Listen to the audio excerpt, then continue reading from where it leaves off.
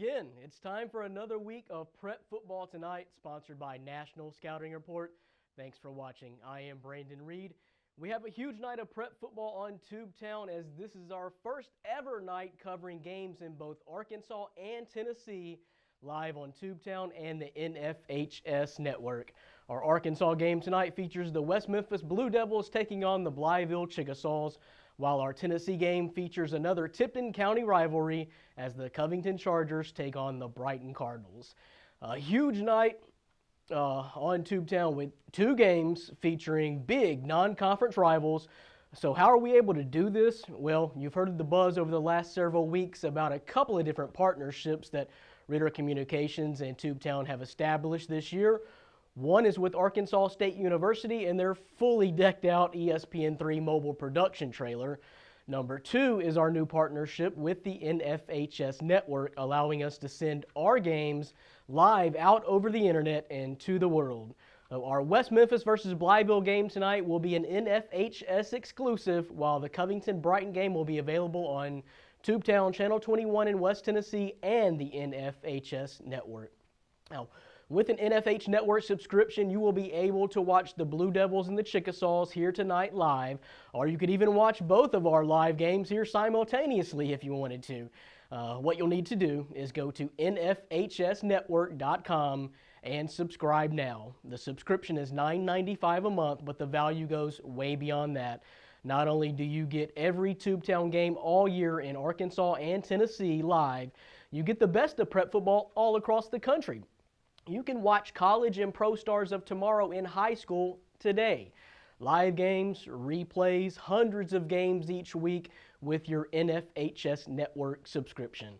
Again, go to nfhsnetwork.com or follow the link on our website, tubetownonline.com, and subscribe now. So, let's take a moment to recap last week's Tubetown kickoff to prep football in Arkansas, Newport at Gosnell. Newport makes their way back into Region 3 and kicked off things against a familiar foe. The two teams met 4 times previously. They split those 4 meetings. Friday was the rubber match, a decade in the making. Would Newport spoil the opener in Gosnell, or would they have a rude welcome back to Region 3 in the pirate ship? So let's go to the highlights with this week's version of the 2-minute drill.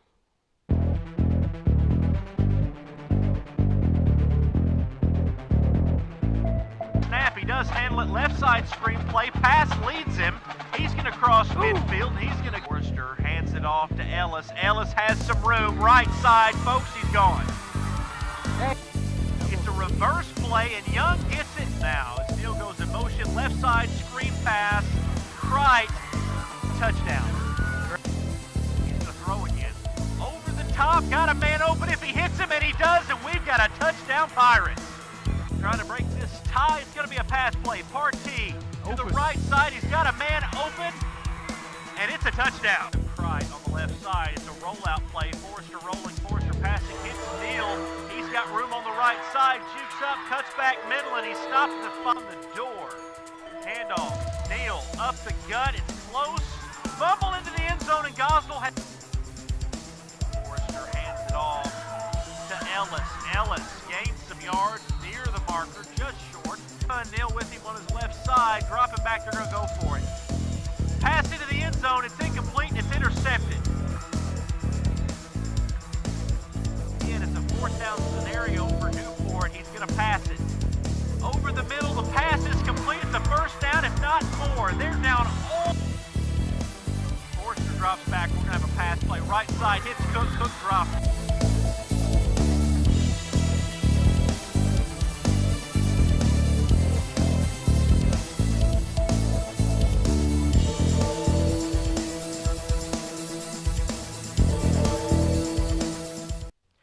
Newport played hard and physical from the start, but a goal line fumble recovered by the Pirates, and Gosnell squeaks out the win 20-14. Newport got scores from Jerry Ellis on a 15-yard run and a 14 reception from Jay Cricht via sophomore Cash Forster quarterbacking. But Gosnell caught Newport off guard with 2 of their 3 scores by passing downfield. The Pirates are a double-wing power running team, so you don't really expect them to pass very many times.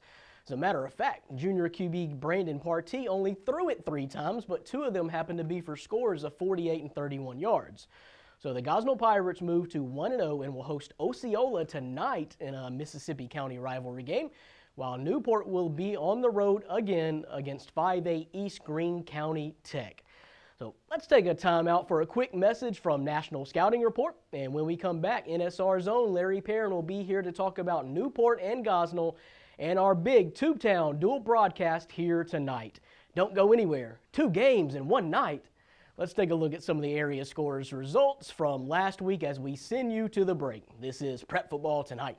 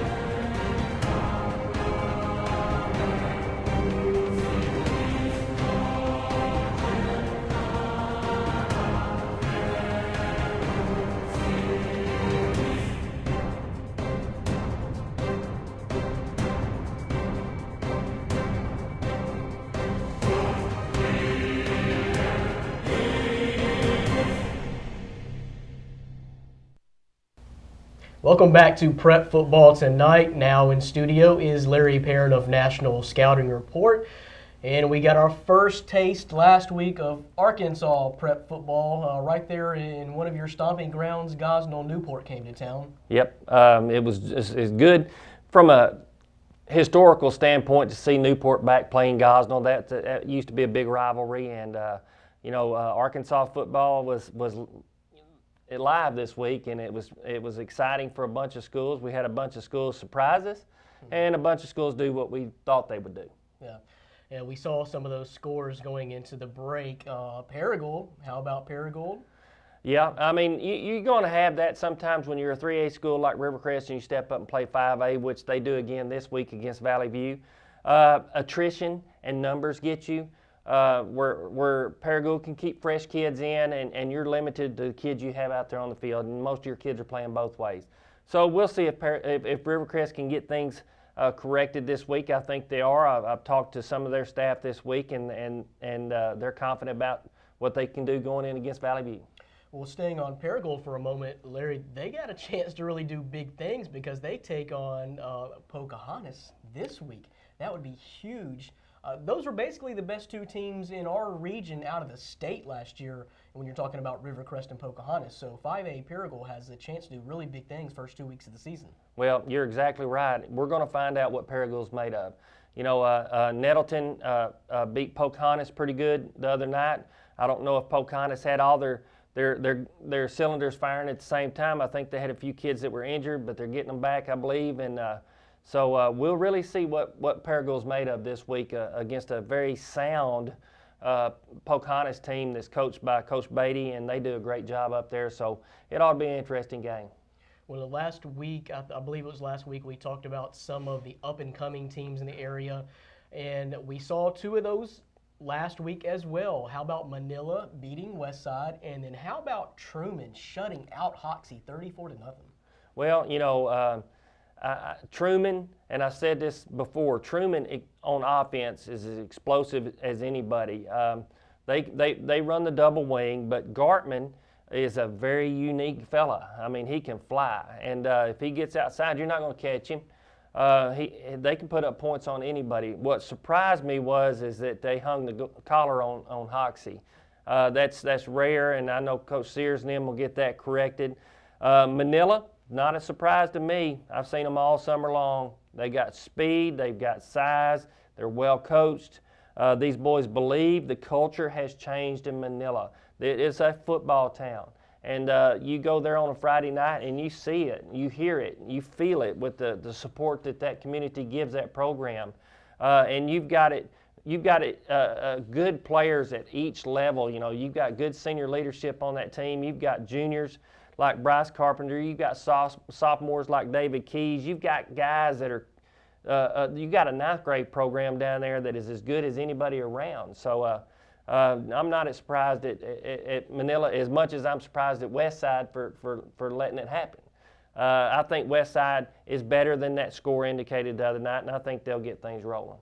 Well, and before we get back to kind of breaking down Newport and Gosnell, I want to mention just several of our area teams that got big wins in week one. Now, we mentioned, of course, Truman over Hoxie and Manila over Westside, but you also saw Brooklyn. Watch out for Brooklyn. Got a big win against Cedar Ridge, and Coach Spear gets to take on his former team, Corning, this week. But Brooklyn got the big win. Marktree got a big win. Cross County, EPC, they all, out of our area, got wins in week one to start the season.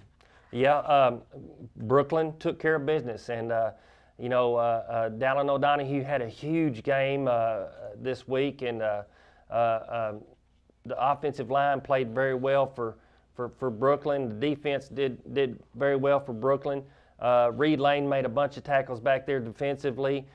Colton Potter, is just his steady self.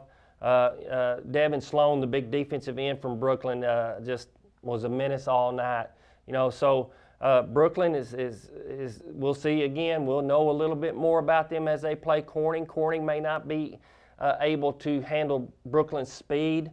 We've seen that this summer at team camps. It's going to be interesting. NSR will be at this game this week, so we expect a huge crowd, and it's going to be exciting. Let's see, Cross County did. I saw that as pretty much how I felt they would go. Marktree. Which, backing up Cross County real quick, they had a lot of question marks, losing guys, such as, Anthony Davis, of course, and then, of course, the guy you always brag on who is now just right up the street at ASU, Holden Biasi. So a lot of question marks surrounding Cross County, but they put up 43. Yeah, and, they got some athletes, and again, they're building some tradition down there, and it's starting to show. The ninth grade bunch that moved up, 10th graders, those boys are playing, and so watch out for Cross County in the next couple of years. Marktree, solid program. They built off what they did last year, and they're continuing to improve and get better. Coach Wallace and that bunch down there are running the double wing as well, so they get to control the clock, and he knows how to run it. And was not surprised at all about the Marktree outcome. Now let's kind of review the game that we had on Tubetown, Newport at Gosnell.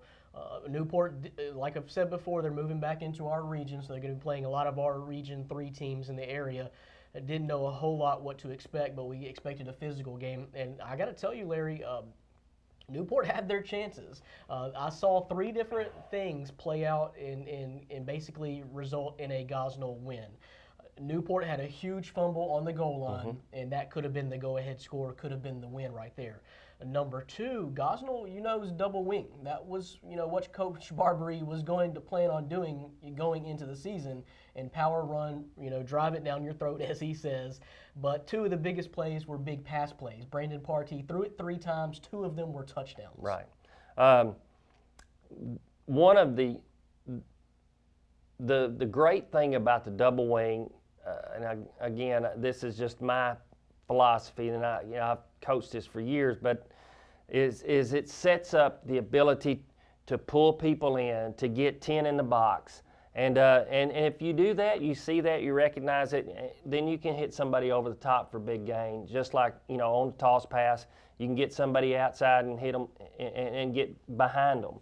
And that's what being consistent and running the wing the way it's supposed to be run does for you. Is it sets every play, every series sets up something else. And Coach Barbary and them did a good job. The crucial plays in the game, again, the fumble on the goal line. Mo Carthon came up and stuck that boy right in the mouth, and the ball just came out. And Gosnell recovered it. And then Carthon gets a big interception in the red zone on the next drive. So, Newport had their opportunities. Gosnell just capitalized on turnovers. And again, turnover margin is the most telling statistic in football. The people who win the turnover margin, turn them into points, are the ones who are going to win games.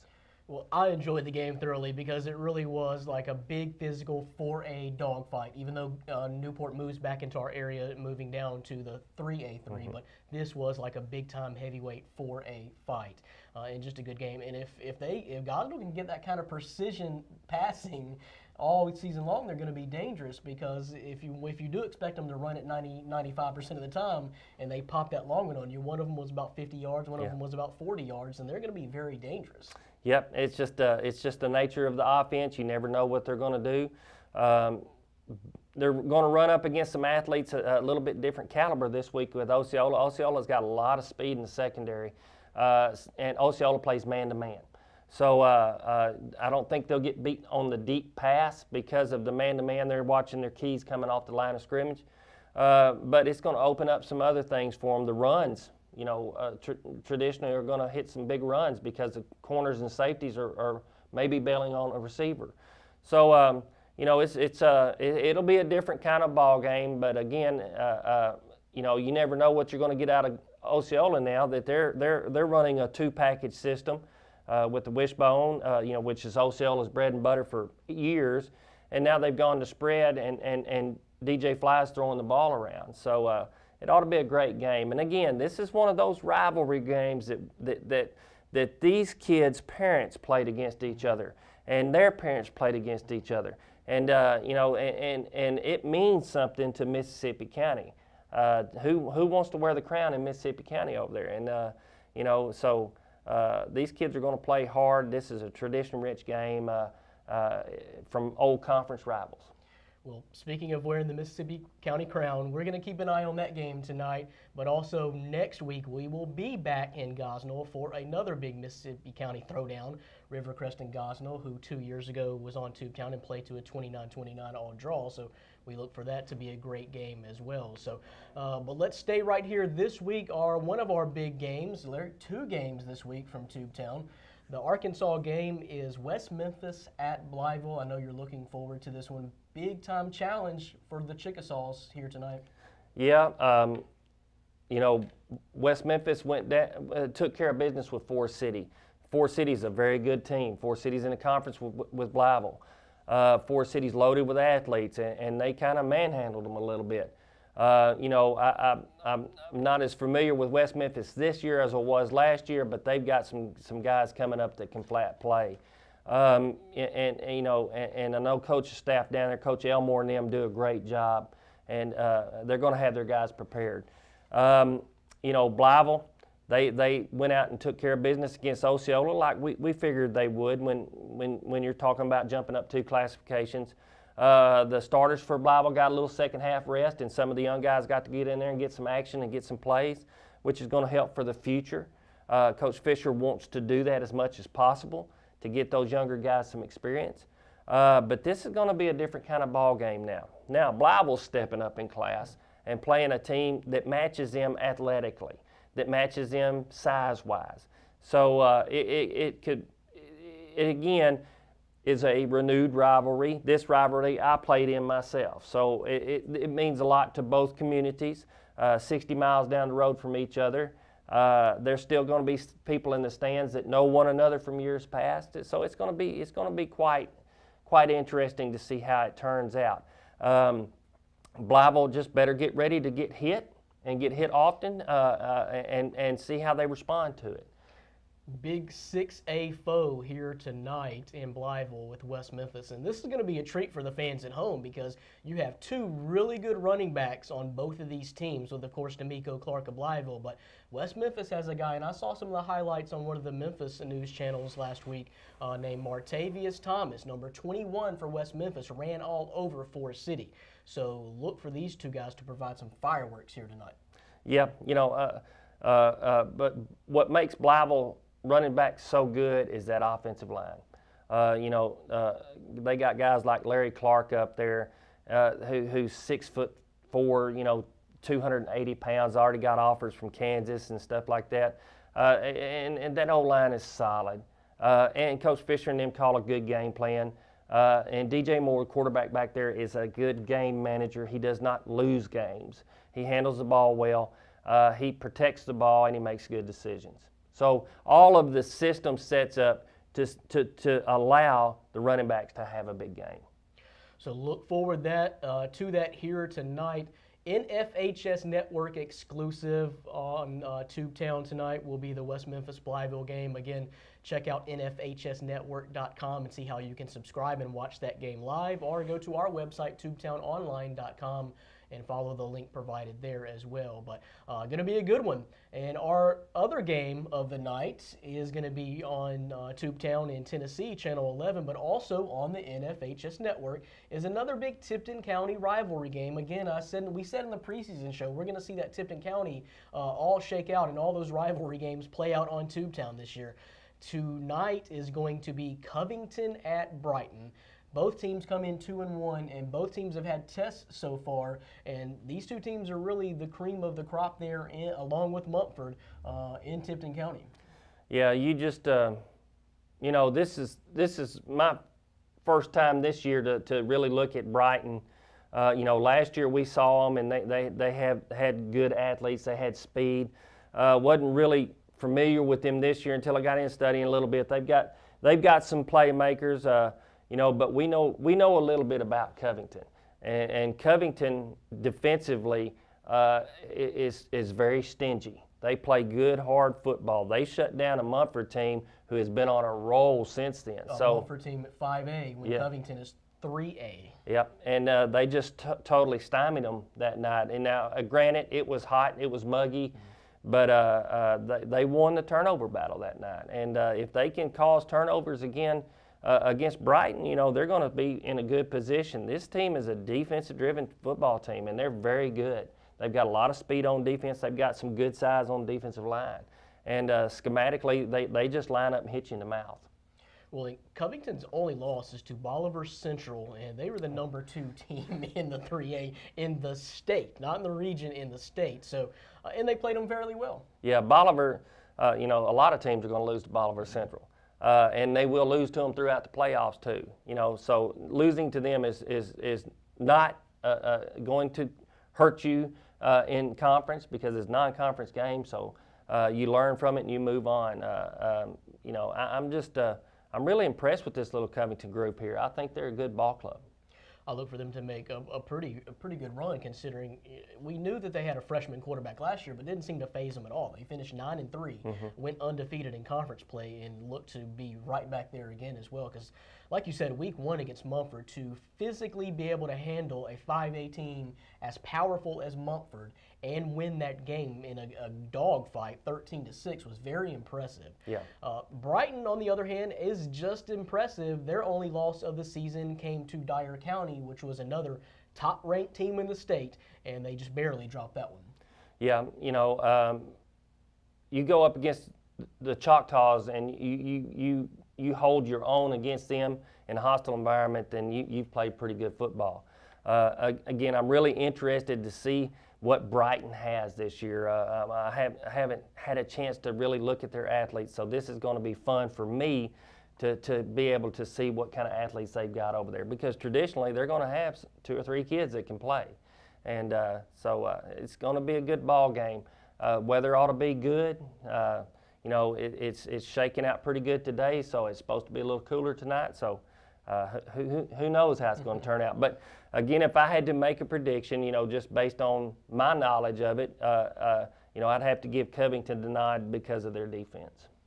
And which is such a big statement, because again, this is another 3A versus 5A showdown. So Covington they've scheduled up, they're handling their own, and look to be very impressive this year again. And they're going to have that quarterback Brock Lomax for a few more years. Now, some of the guys to keep an eye out for, some of those athletes you mentioned on Brighton squad, is they got a couple of Maliks. Malik Jackson and Malik Matthews, number 2, Malik Jackson, number 12, Malik Matthews, also number 4, Dalton Rushing, are just a few of the names to keep an eye out on tonight. Saw some of their highlights last week, and the 2 Maliks were just passing the ball back and forth each other and just running all over the field. So look out for those guys tonight. Yeah, you know, athletes, anytime you got athletes and you got a ball out there, something good can happen. You just got to protect the ball. So, you know, I just think it's going to come down to turnovers and who can control that clock. And again, I'm going to stick with my convictions here, based on the type of offense that Covington runs and the stingy defense that they got. I think that they're going to control the clock and keep Brighton's defense on the field and wear them down. We also saw what T.J. Smith from Covington can do with that one play where he cut back and he ran 50 yards for a 30-yard score, but he did a great cutback. So he'll be another one running all over the field tonight in this matchup as well, so keep an eye out for him. So why don't we take a look at some other games, other local area games of interest. Let's start in Tennessee and see what the Tennessee schedule has tonight besides our big Covington-Brighton game. Let's see. I know Tipton Rosemart is going to be at Macon Baptist. Sheffield, kind of close to where I grew up, Sheffield is going to be at Arlington. Arlington, you got to look out for Arlington. Yeah, Arlington, they lost to Whitehaven last week. A lot of people are going to lose to Whitehaven. But they held their own, and, there's a couple of guys over there that play linebacker, and they look like twins, and they're not even related, Nick Fortner and Logan Feathers, but those guys are racking up some tackles over there, so they're a very good ball club. Let's see if we can switch that graphic out. That graphic, that schedule area games of interest looks a little bit old. Okay, we'll hold right there. That's the Arkansas games, but also a couple of games in Tennessee. Earl is going to Tennessee this week and taking on Halls, Tennessee. And then a huge game out of Tennessee this week as well. Whitehaven is at Ridgeway, 2 undefeated teams at this point. Yeah, I went to this game 2 years ago when we had Braylon Rochelle from Whitehaven. And Whitehaven pulled it out in the end. It was at Haley Stadium, and it was standing room only. It was people on the track. This is a huge game between the 2 best football teams in Memphis right now. Yeah, Ridgeway, one of those inner city powers, and then Whitehaven is just traditionally it's Whitehaven. You'll never see an environment like going to Whitehaven for a football game, but this is going to be a showdown. This is probably the best 2 teams out of the Memphis area for sure. Tonight. So there you go. There's the correct graphic there. But Millington is at Collierville. We saw that game last year, and we'll be at Millington soon to see them face Kirby. But Earl is traveling to Halls, Tennessee, and they'll face Halls, Tennessee. And then that Capper, Whitehaven at Ridgeway. Not really an area game, but I had to throw it in there because that is the game in the Memphis area coming up this weekend. So let's go ahead and move on and take a look at the Arkansas games of interest this week and see who is playing. Starting out, I know Cross County is going to be at Barton. Big contest for Cross County. We'll see if they can keep it rolling again, scoring 43 last week. Corning will be at Brooklyn. Coach Spear facing his old team. Look out for that one. You mentioned Osceola at Gosnell will be a big Mississippi County test as well. West Side, we'll see if they can bounce back and beat Hoxie like Truman did, or at least pick up the win. Harrisburg will be at Mark Tree. Paragould, we mentioned Paragould has got another huge test, this time at Pocahontas this week. Valley View is going to be at Rivercrest. Valley View fought Searcy pretty hard last week. Ended up falling by just a touchdown though, but that was a big game for Valley View, a way to hang in there against Searcy at Searcy. They'll be at Rivercrest this week. Manila's going to be at Truman. That should be a good one.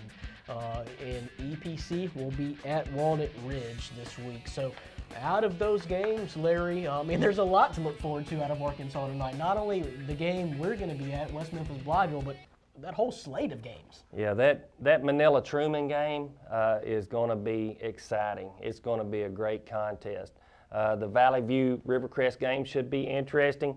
I think you'll see a different Rivercrest this week than they played against Paragould last week. Freddie Ware and Bruce Parker and those guys they're going to turn it around. They're good enough athletes that they can recover from that. But again, if I had to, we're going to be at the Brooklyn Corning game. That Truman Manila game, that's going to be special, very special. A lot of scoreboard watching this week out of Northeast Arkansas as we are just in week 2, but just getting started, but some big games already on the schedule. So what do you say we get to it? Let's go. Thanks for being here in studio, Larry, and of National Scouting Report, and we'll see you out there in the field. I know, where do you plan to be? You mentioned we'll be at Brooklyn. Brooklyn Corning, okay. Military Appreciation Night over there. Got invited to come by and scout the game, and really excited about the experience in the atmosphere and the culture at Brooklyn. So we're grateful to the people for inviting us to come by. and that will be a big one as well. A lot of places to be for National Scouting Report and Tubetown tonight, covering 2 games, one in Arkansas, one in Tennessee as well. So don't you go anywhere. Prep Football Tonight will continue after this. Back. We are now minutes away from a Prep Football Live dual broadcast from Tubetown.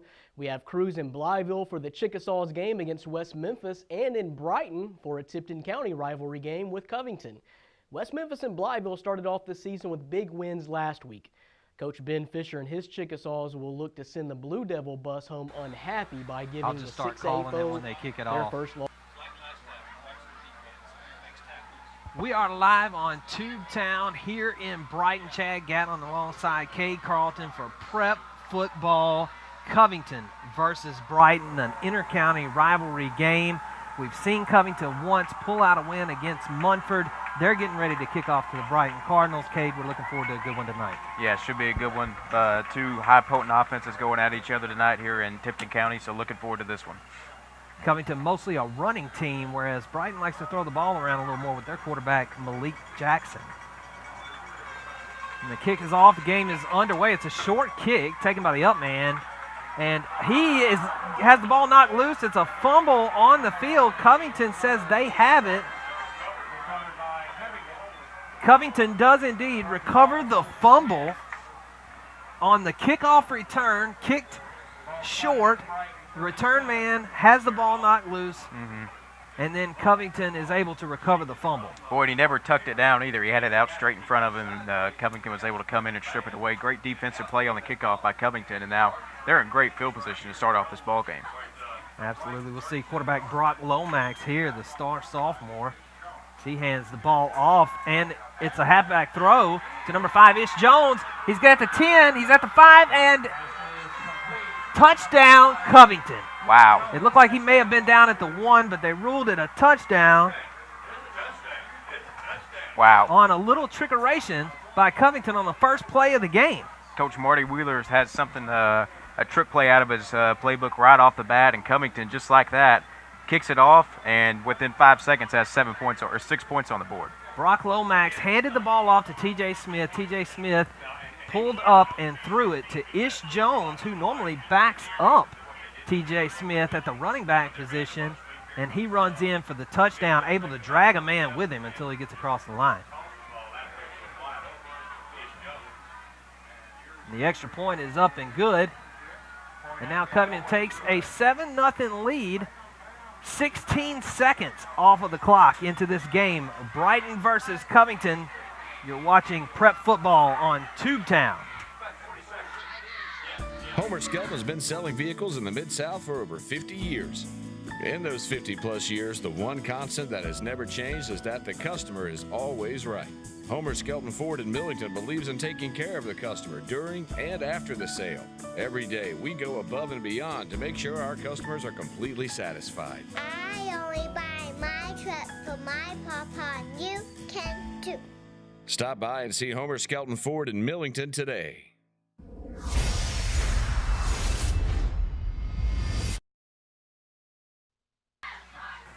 Where Covington has just scored on a trick play after recovering a fumble on the opening kickoff return.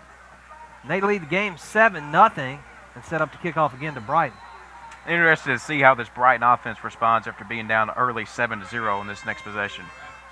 And that kickoff will have a flag on it because it went out of bounds at about the 30-yard line.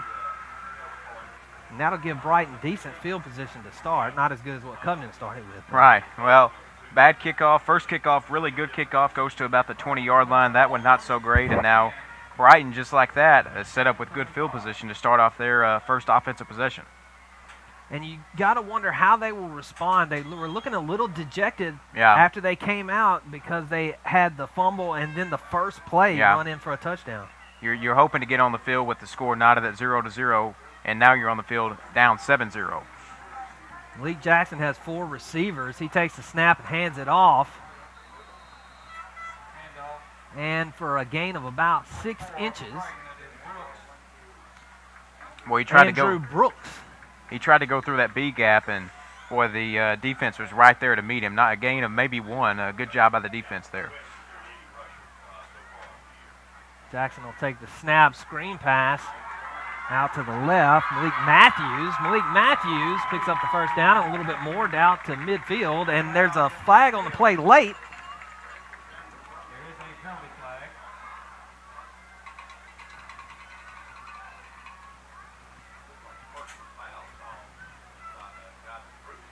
We are waiting on the white hat to tell us what the penalty was. It was like a holding. Illegal hands to the face against Brighton. Well, I know it's coming back, but it was a good job on the left side there by Jacob Davis, getting a block, making sure that Matthews could cut upfield. So a really good job by the receiver Davis blocking, but it's coming back. And I had a chance to talk with Malik Matthews at the beginning of the season, and he was really looking forward to having a breakout season along with the quarterback, Malik Jackson. And too bad that one has to come back due to a personal foul penalty. Yeah, good run right there. Just personal foul, neglects it.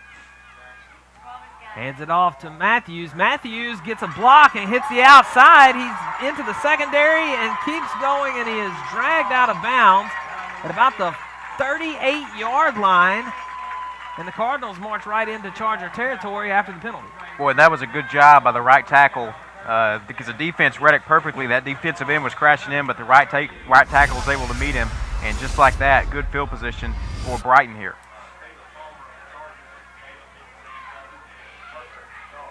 You see right here, he's got one man to try to get past and just can't. Boy, and he almost quite did. Get by him.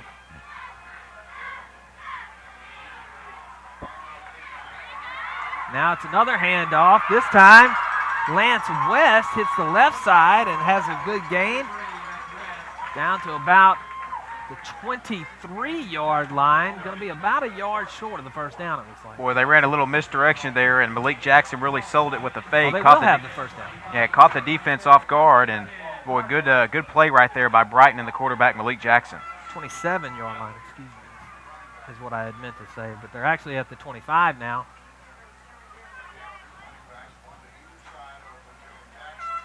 Hand off to Matthews. Matthews up the middle, not much there, about 3 yards.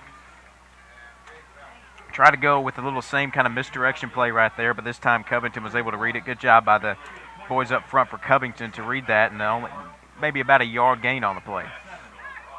But we've seen Brighton seeming undaunted by the early score from Covington Yeah. and the mistake on the kickoff return. Marching right down the field on this offensive possession. Jackson, another pass to the right, ill-advised pass. All kinds of Chargers over there. He was looking for Jacob Davis. Yeah. But 3 Chargers in the vicinity. Just not a good decision there from Jackson. Tried to run a little screen pass right there. Two receivers there, but 3 defenders on those receivers. So ill-advised throw, and luckily for him, it goes out of bounds. Jackson will have 4 men out again. Lance West in the backfield. The referee has stopped play for a moment for a sideline warning for Brighton. Now play will resume.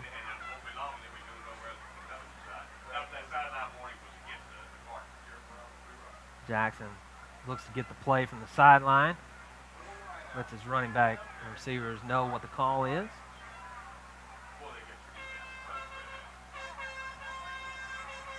Jackson drops back. He's going to scramble, and he's not going to get far, but he is going to pick up positive yardage. He didn't see anything downfield, so he decided to take off. Yeah, good job by Jackson. He realized the pocket was breaking down. No one was open downfield, so he uses his legs to get forward. I don't think he's going to get the first down, but he's going to be awfully close. Good awareness by the junior quarterback, Malik Jackson, there. Looks like they're going to mark him a yard short here.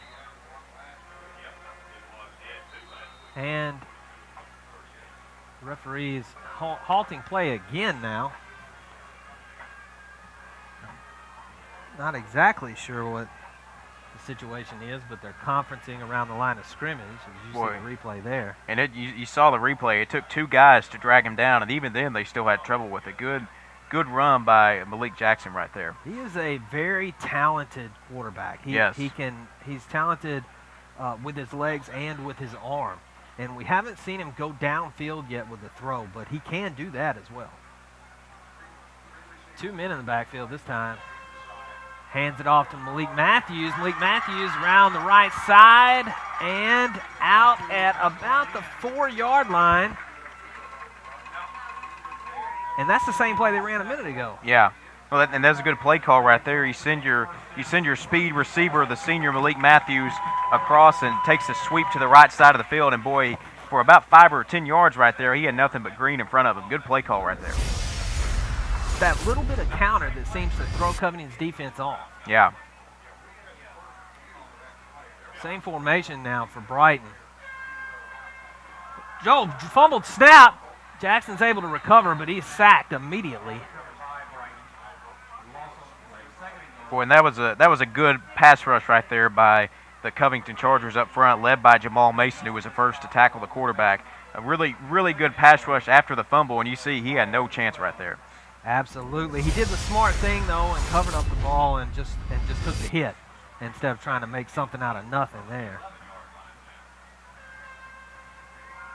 Jackson hands the ball off now to West. West breaks a couple of tackles and gets down to about the 2-yard line.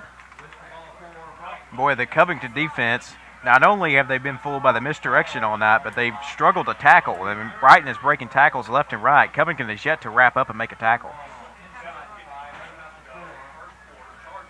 They are, yeah, you're right. They've forced a couple of people out of bounds, but they have not been able to wrap somebody up, save for a couple of runs up the middle. And now in for the touchdown, I believe. No signal from the ref yet. And no, he'll be down at the 1-yard line. That was Marquise Traylor. Boy, he's going to be on about the 1-inch line. He got tackled from the ankles right there, and Really otherwise he would have been in. He got in. It looked like he was on the line. Of course, the ref has a much better angle than we do. Yeah, you see that knee hit down. And Ooh. That is so close. That is close. That's a judgment call right there. Absolutely. But either way, they call him down. Now they try to punch it on in, and they give it to Traylor, and he gets the touchdown this time, runs to the left side.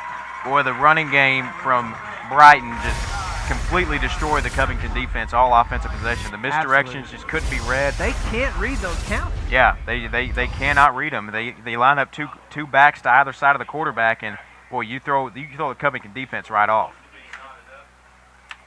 Brighton will line up for the extra point here to tie it up in this first quarter of action. Kick is up, and it is good, and the game is now tied. Covington and Brighton both with 7. You are watching Prep Football on Tubetown. I'm David Lucius, and this is my town. I grew up right here in Memphis, Tennessee. I can't believe how God has blessed our company. Our core values at Lucius Complete Home are honesty, integrity, and service. What makes a company great are the people that work at that company. We have great people. Call us and let us earn your trust.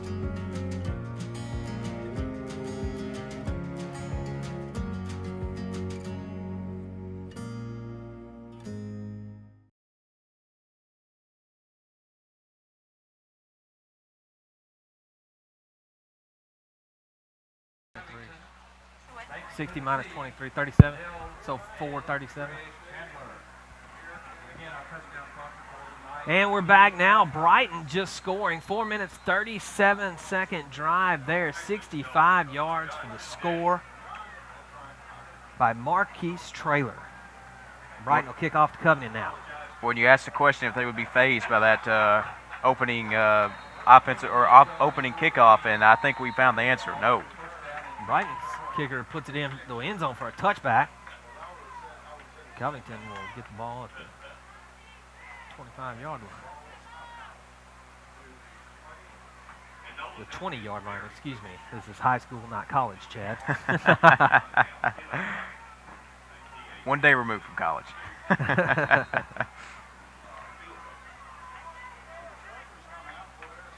Well, Kay, we get to see Brock Lomax again. They were able to, in one play, score last time.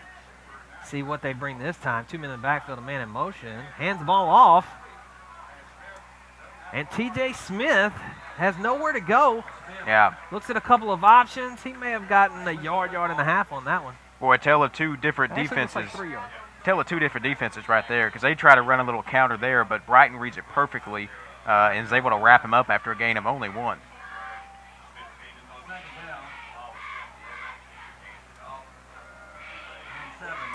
They gave him a generous spot there. So now it'll be 2nd and 7. It's a very generous spot. It is. Lomax under center. Takes the snaps. T.J. Smith again up the middle. He breaks 2 tackles and is finally brought down.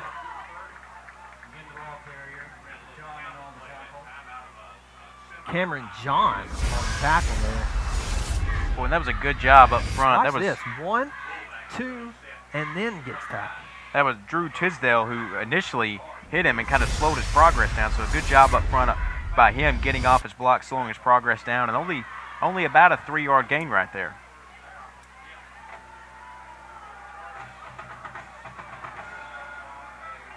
Lomax with the handoff to Ish Jones. Ish Jones battles to midfield for a big run. Boy, and he drug 2 guys on his back for about 3 yards, and he's a tough man to bring down so far. Power running back that Covington or Brighton, excuse me, is struggling to bring him down.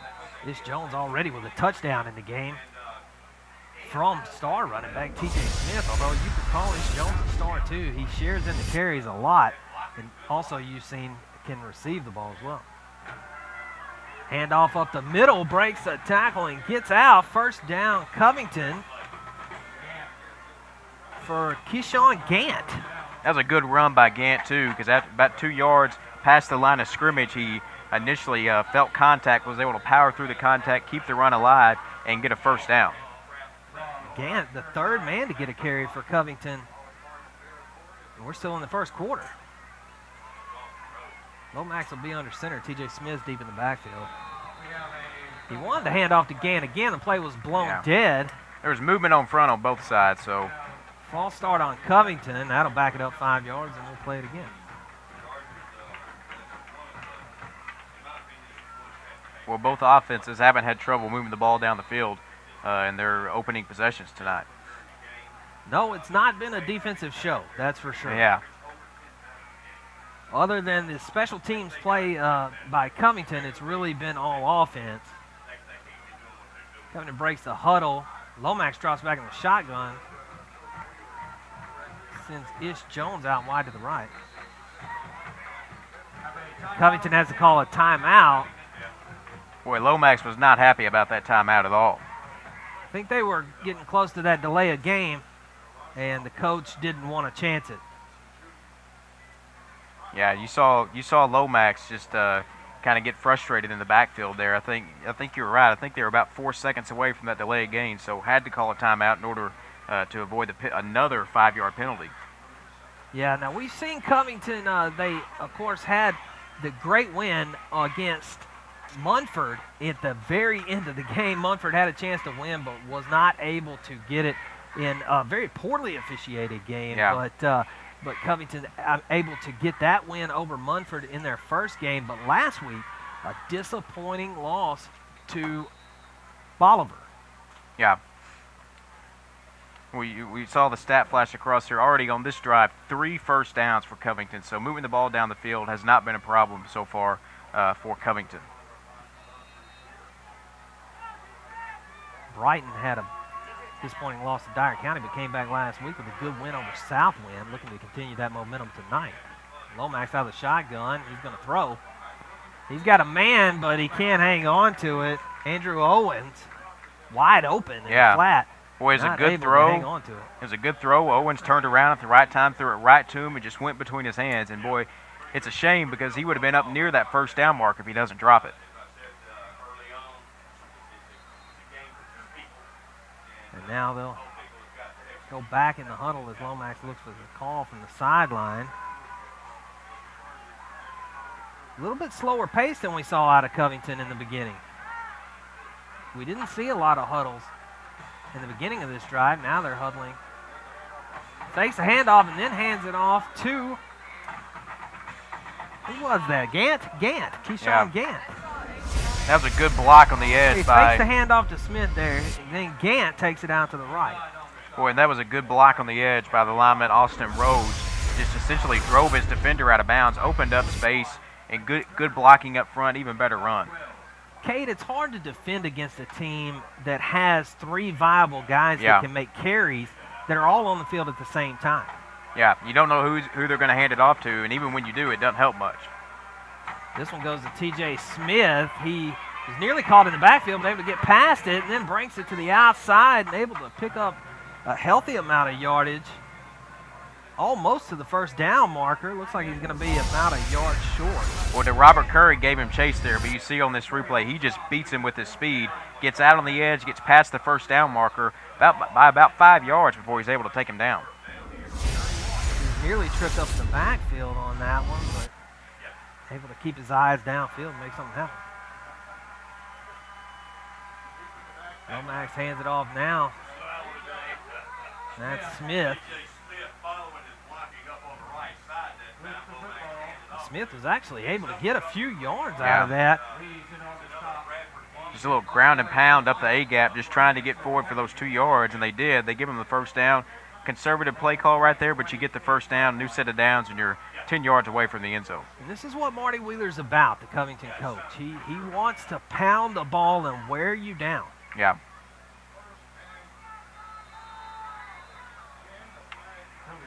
Another flag here on this play.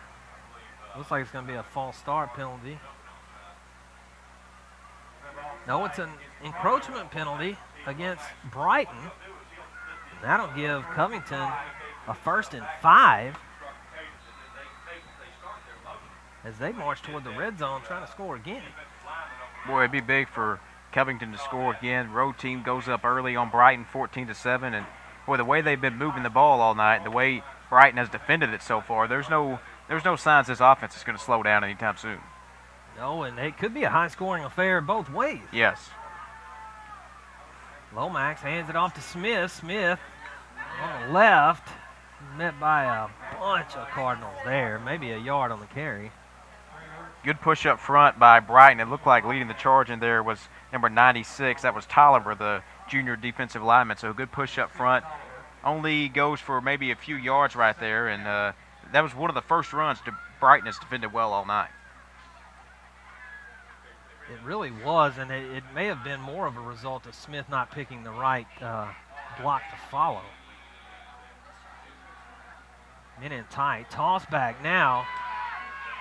And around the edge, around the right edge, Ish Jones going to be drug out at about the 3-yard line. This is what we were talking about, Cade. 3 men who can run out of the backfield. When you see him, he hops over a guy right there, and these guys on the edge, he's just purely beating them with his speed. And boy, it's really tough to stop a 3 running back system, especially when the running backs are as fast as Covington's. Absolutely. And they keep them in the backfield mostly. They occasionally send Ish Jones out at receiver, but he could come in for a sweep. This handoff goes to Smith, and he plows forward for the touchdown. Well, they sent a guy out on the left side edge. Looked like they were going to toss it to him. They faked the toss, handed up the middle, and boy, Brighton just couldn't stop it right there. Good play call, and it's 13-7 Covington now. Covington on to kick the extra point now. Oh, they're going for 2, and it was a high snap over the head of T.J. Smith. It'll roll out of bounds, and Covington with a missed opportunity there. You got to almost question the play call, Cade. They're trying to go with a little swing and gate. We see that a lot in high school, but mostly when you see it, they revert back to the original field goal. And we will step away. Covington now leading Brighton 13-7. You are watching Prep Football on Tubetown. 911, what's your emergency? I'm home alone. Someone is trying to get in the back door. Find a safe place like in a closet or under a bed, okay? Okay. Be very quiet, and don't worry. Your home phone gave me your location. Hurry. Help is on the way. Only a dedicated home phone can quickly pinpoint your address for emergency personnel. Cell phones can't. Keep your loved ones safe for less than 60 cents a day with a home phone from Ritter. Call today or go to rittercommunications.com. Back now in Brighton, Tennessee for Covington and Brighton here on Tubetown. Covington just finished off an 80-yard 12-play drive in which they scored but missed a two-point conversion. Brighton returning the kickoff is stood up at the 30-yard line. Lance West. Cade, that two-point conversion call, we were talking about it before we went to break. I don't see that this early in the game being advantageous, especially in what looks like may become a shootout. Right. Brighton moved the ball down the field so well that first offensive possession. You got to think they're going to do it again. And now you put yourself in a position where if they do score, they can easily go up 14-13 on you. So I agree. I don't agree with the play call. And you know Brighton has a reliable kicker. Yeah. And now we'll see quarterback Malik Jackson again. He's going to hand the ball. No, he's going to keep the ball and take off. And he's first down the sideline, and he steps out of bounds. Malik Jackson faked the handoff to Lance West, took it himself on the right side. You see, and Covington was fooled like I was at the very beginning, to be honest. And then he just kind of is run out of bounds there in midfield. Yeah, great option there. Quarterback makes the right decision. He has nothing but green grass in front of him, but it looks like it's going to come back on a holding. And this is the second time we've seen a big play by Brighton get called back on a silly penalty. Yeah. And if you're the skilled guys, at some point you got to get a little bit agitated with the guys up front because you're making these big runs and then it's getting called back on a holding penalty. This is definitely the kind of mistakes that Coach Robin Jacobs of Brighton is not wanting to see from his team. But last time they responded from the mistake by going down and scoring a touchdown. So we'll see what they do here. Jackson has 3 receivers in the set. Going to hand the ball off to West. West breaks through the middle, gets into the secondary, first down and a lot more into Covington territory to the 45. Well, what a run by the junior Lance West. If you look here on the replay, 1 tackle, 2 tackles, 3 tackles, 4 tackles all the way upfield, and I mean he was just breaking tackles left and right. Really, really good run by the Brighton running back. Talented ball carrier Lance West. Malik Jackson again with 3 receivers. He's going to drop back this time and throw. He's going downfield to Malik Matthews. He overthrows him just a little bit. Malik Matthews had some space on the defender there. Yeah, that was a great pass by Jackson. Good tight spiral down the field. He just overleads his receiver by about 5 yards. Otherwise, that would have been a touchdown. That was Andrew Owens on the coverage there, and he had a slight gap between he and Matthews, but the ball just overthrown.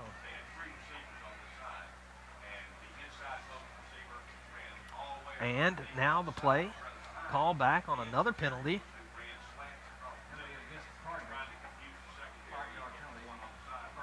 That was, I believe, an illegal formation call. Yeah, 5-yard penalty, back him up again. Again, another crucial mistake made by Brighton, their 3rd penalty of the night. And we're not out of the first quarter. Yeah. Jackson hands it off to West. West goes nowhere. Well, that was a good read. The defense sent everybody in. They sent their linebackers in, sent everyone in, and boy, as soon as he touched the ball, he was down.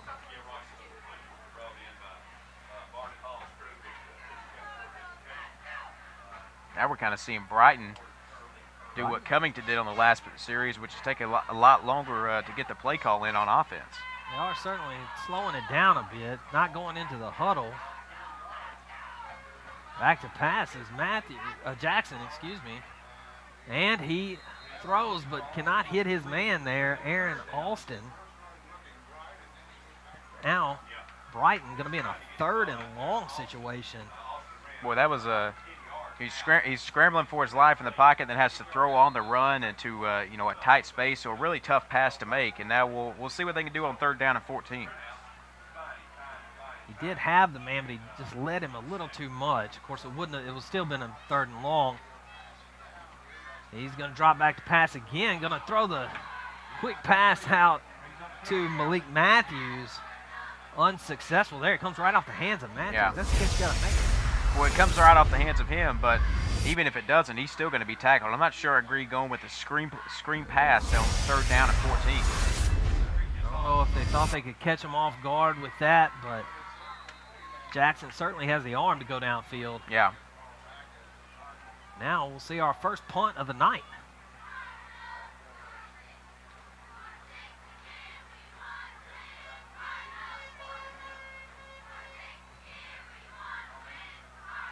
Nolan Combs punts the ball, and Covington fields it and then takes the knee, sort of, really kind of falling down. Yeah. Well, he had a full head of steam. He just kind of lost his footing as soon as he caught it. But sometimes that happens when you're looking to run before you have the ball Yeah. secured, and probably lucky he didn't lose it there. Yeah, that's We've only got 46 seconds left in this quarter. Covington leading Brighton 13-7. Now a chance to add on to that as they get the ball back at their own 12. Lomax hands the ball off. It's Smith. Smith cuts outside and gets a nice run. 11-yard gain by Smith on the run. Yeah, and with Smith, again, he just beat the defenders. He has, with his speed, he has two defenders on his tail, and if he doesn't run out of bounds, he goes upfield, 5 or 10 more yards. We've seen Smith has really good speed, especially when he hits the edges.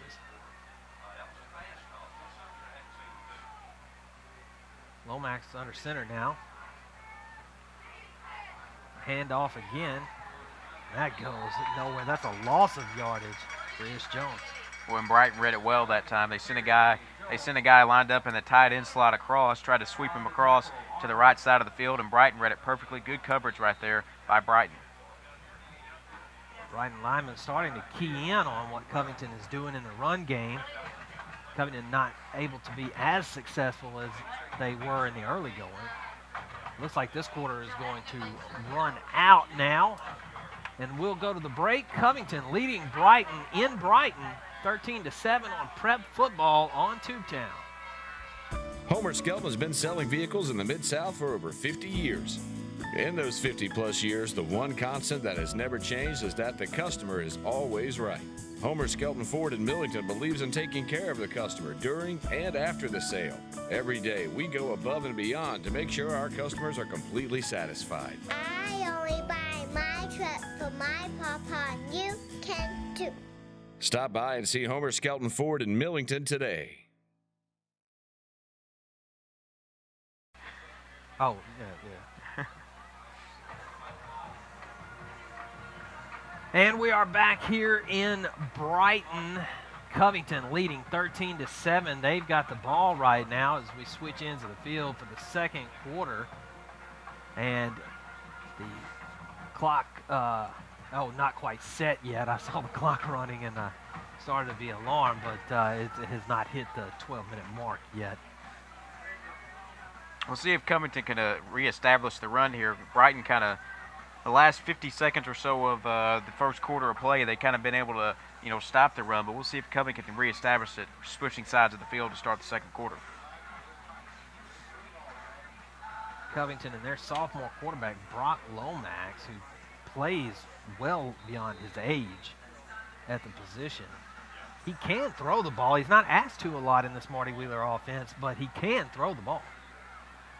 He pitches it out this time to T.J. Smith. T.J. Smith down the left side. He breaks past the guy, and T.J. Smith breaks one. He dodges another guy, and he's down at the Cardinal 30-yard line.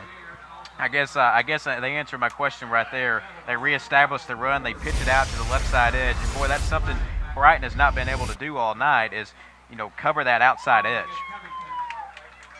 And this, you see 3-4 Cardinals around him. And had it not been for Demetrius' prison there, he was gone. Bad thing for Covington is it's all coming back on a holding penalty. And now they've caught Brighton's disease. Yeah. Apparently holding is contagious at Brighton. Well, we've seen three big runs, two by Brighton and now this one by Covington, that called back on a holding penalty. And that was a significant run. That was probably the best one we've seen. It's definitely the best run we've seen from Smith tonight. Called back on that. Timeout, Covington now having to call a timeout. Get their offense straight. Seemed out of sorts kind of on that play after the holding penalty and had to call a timeout. So they'll go to the sideline and talk it over.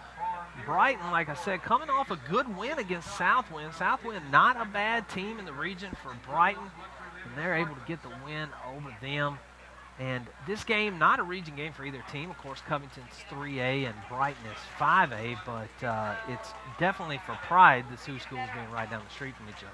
Right. I mean, you drive in here and you pass Covington, and then you're in Brighton. They're 5 minutes apart from each other, so certainly rivalry stakes are on the line tonight. And it's always been that way. Of course, I attended Brighton High School. It was a long time ago, but I attended Brighton High School, and the only thing we wanted to do each year was beat Covington, and unfortunately, we never did it until well after I had graduated. Well, Brighton putting up a fight right now against Covington. We've seen them on this possession. We've seen them defend the run really, really well, except for the play that was called back on the holding penalty. So we'll see if they can do that again and then get the ball back and go put some points on the board. Pay attention to Brock Lomax here, and look at the way he has command of his players on the field, the way they all listen to him and he talks to all of them. Really mature. Lomax takes a handoff, tries to take the pass, has to turn around, go the other way, finds a man, and he drops the pass. Deshaun Gant. Boy, and you talk about Lomax there, the quarterback, who is a sophomore. Great awareness right there. He sees nothing on the right side. He has a wide open guy on the left side, but man, he just drops it. He was wide open, and it would have had an easy first down. Enrique Tolliver with the pressure on Lomax there, forcing him out of the pocket. But it was a good throw from Lomax, even though it was on the run. It just was dropped by Gant. Yeah, you're right. He put it right in his wheelhouse, and Gant just couldn't hold on to it. Lomax had 2 men in the backfield this time. Sent a man in motion. Oh, he looks for a man, and it's off his hands again. Quentin Booker this time lets the ball bounce off of his hands. Boy, and he threaded the needle perfectly right there, because you see one guy defending him, one guy number 40 coming up, and he threaded the needle perfectly just off the tip of his fingertips. But a really, really good throw right there by Lomax. That was an excellent throw that'll never go in the books for Lomax. And now Covington, for their first punt of the game, not able to get anywhere after having a big run called back on a holding penalty. Brock Lomax, also the punter for Covington. They will run the fake, I doubt, from this far back, and they don't. Lomax kicks it away, and it's a good kick. It's a good kick, and it looks like Covington will down it at about the 37-yard line. And that's where Brighton will take over. Interested to see here if Brighton can march down the field, because the score here, I think, and add an extra point would definitely change the momentum of the game. I think the momentum is in Covington's favor right now, but if Brighton can go down the field after Covington has a run called back and score and go up by 1, I think the momentum's definitely in their favor. Absolutely, and really it's those two dropped passes, those two missed opportunities by receivers that causes Brighton to be able to get the ball with a chance. Handoff. Malik Matthews all the way out to the right side. He catches a block on the outside, pushed out of bounds at the 47 of Covington. Boy, and both of these defenses all night long have struggled to defend the edge. They cannot get out to the edge and defend the run. When you see a guy break out on the edge like that, the only reason he's tripped up is because he goes out of bounds. You see Aaron Alston give him the block there that gets him the few extra yards. Jackson. And now West with the carry up the middle, and he'll get about 10 yards on the carry. That was good blocking up front, because Covington considered an additional man. And that is not Malik Jackson in at quarterback anymore. Now we are seeing Dalton rushing in at quarterback for the Cardinals. Now Malik Jackson back in the game. Not sure what was going on that one.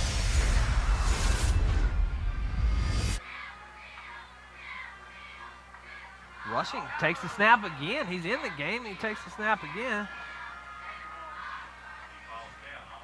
Boy, and it was a good snap. Nothing wrong with the snap. He just kind of bobbles the handoff to number 23, Lance West, and just a rookie mistake right there, or a junior mistake right there by the quarterback.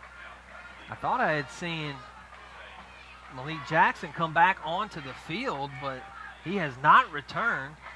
So Dalton Rushing now, the sophomore quarterback, gonna take over.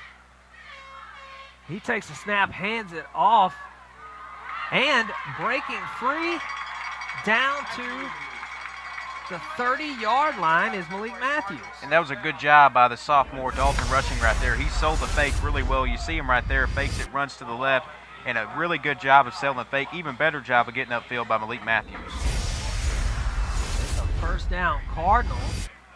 They are now without their starting quarterback. Still not sure what's going on there. I don't see him on the sideline, which makes you think he may have gone back to the locker room. Rushing takes the snap, hands it off to West. West up the middle. West gets a block. He gets to the outside, and now he cuts it back inside, and he's met by some charges, but not before he picks up a first down. Boy, good job, good run right there by West. He was originally met up front by one of the defensive linemen. He kind of shrugs that tackle off and is able to get upfield for additional yardage. So a really, really good run right there.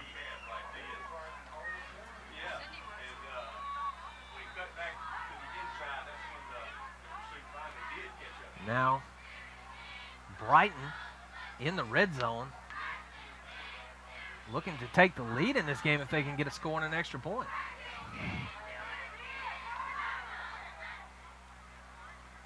Rushing, I think that was a busted play, but Rushing's going to catch a block. He's going to run it to the outside, and he is pushed out of bounds. Yeah, I think you're right. I think it was a busted play, but a good job. You see right here, definitely a busted play. A good job by Rushing. He sees the right side of the field is clear.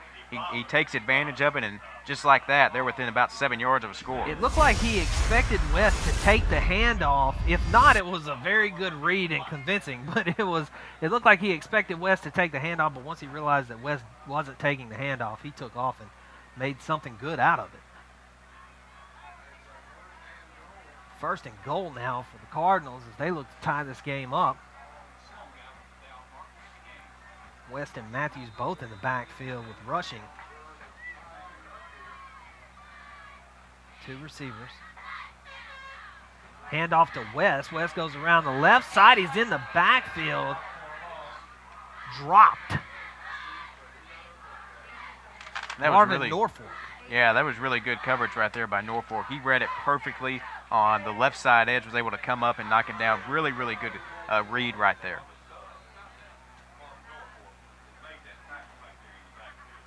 Norfolk is a very good open field tackle, able to contain the run there and get the loss. And so now it's 7 yards, second and goal for Brighton.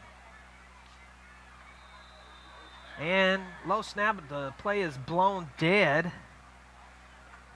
We'll get the call from the official here. Going to be a false start against Brighton. So after losing yards, they'll take a 5-yard penalty. Yeah. Lose 3 yards, lose 5 yards and a penalty. So the drive is quickly derailing for Brighton right here on second down and go. And now it's from the 12-yard line, second down and goal to go for the Cardinals. The Cardinals do have a kicker who can kick the field goal, but that's certainly not what they want here. No, I think if you're Brighton, you want to score, you want to go up, and you want to be up 14-13. And the play is blown dead again after the snap. I think this might be on Covington, though. I saw a player from Covington jump. Did not see anyone from Brighton, but we shall see on the call. That's going to be an offside penalty against Covington. You're right, Cade. And so now we go back to the 7-yard line. 2 penalties offset each other, so we'll see if we can actually get this second down and go play off. Now Rushing, going to try for a third time. Rushing rolls out to the right. He's got a man, and it is just not caught by Aaron Alston. And that's all you can say. It was a little behind him, but there was nobody around him. Well, I think he might have heard footsteps right there, because you had the two guys coming up on him. A good pass to him, but man, it just goes right through his fingertips, and we've seen that a lot tonight on both sides. Like I said, it was a little behind him, but he had space, and it looked like it's just. But we've seen drops from both teams now. Rushing gets a call from the sideline, goes back to give the call to his running back. West lined up in the backfield, 3 men. And the play is blown dead again. Timeout now, Brighton. Brighton decides the sideline decided they wanted to talk about it. They'll take a timeout. We'll take the timeout with them. Covington leads Brighton right now 13-7, but Brighton threatening on prep football on Tubetown. I'm David Lucius, and this is my town. I grew up right here in Memphis, Tennessee. I can't believe how God has blessed our company. Our core values at Lucius Complete Home are honesty, integrity, and service. What makes a company great are the people that work at that company. We have great people. Call us and let us earn your trust.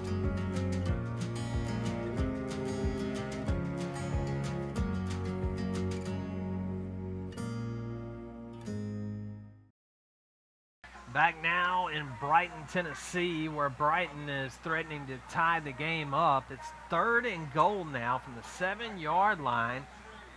Covington leading right now 13-7. A missed extra point may come back to haunt them in just a minute, but Brighton having to play with their backup quarterback, Cade. Starting quarterback Malik Jackson out for the time being. Boy, and he's done a good job of managing the offense on this possession. He hadn't been asked to do a lot throwing the ball, but he's done a really good job managing the offense, establishing the running game. He looks like a veteran out there.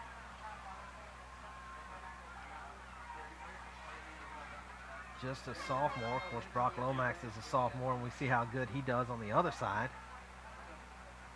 Rushing in the shotgun. He'll take the snap. He's just going to run it up the middle. He doesn't see anything downfield, and he gets down to about the 3-yard line, not able to punch it in. And maybe not the best decision to try to take it if you don't think you can get it when it's 3rd and goal. Yeah, and I can see where he's coming from right there. Nothing open downfield. You see the pocket starting to collapse on him a little bit. You see that guy from the right side edge, and so he tries to do the best that he can, but he's going to be 3 yards short, and now looks like they might time. go for it. And no, they're going to kick the field goal here. Brighton, their talented kicker, Nolan Combs, the senior.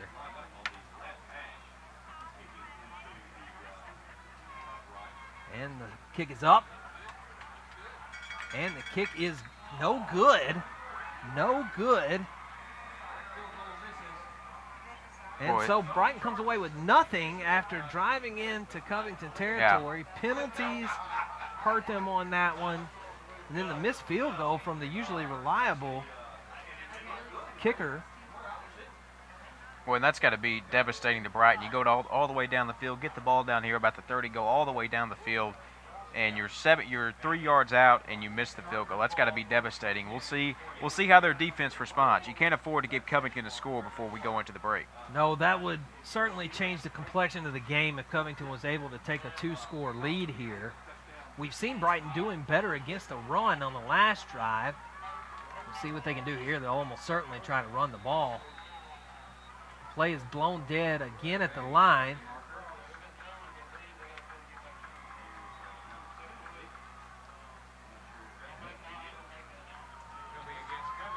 And it is a penalty against Covington.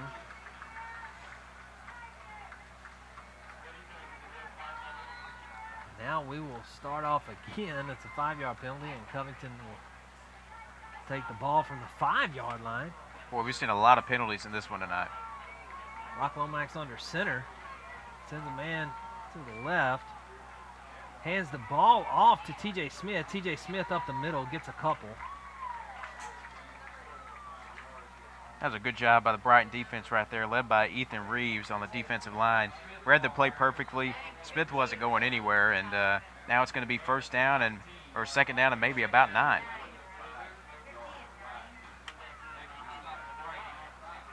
This is the game Covington likes to play. They like to run and get yards and chunks here and there. Smith deep in the backfield. Hands the ball off again. Ball down at the line of scrimmage. Well, I think they were trying to trick the Brighton defense right there. They had a back that was number 2 lined up right behind the quarterback. That was number 2, T.J. Smith, and they hand it to the fullback instead. He tries to ground and pound, gets nothing. Coming in the huddle. If you watch Brock Lomax here, watch how he sort of commands his team.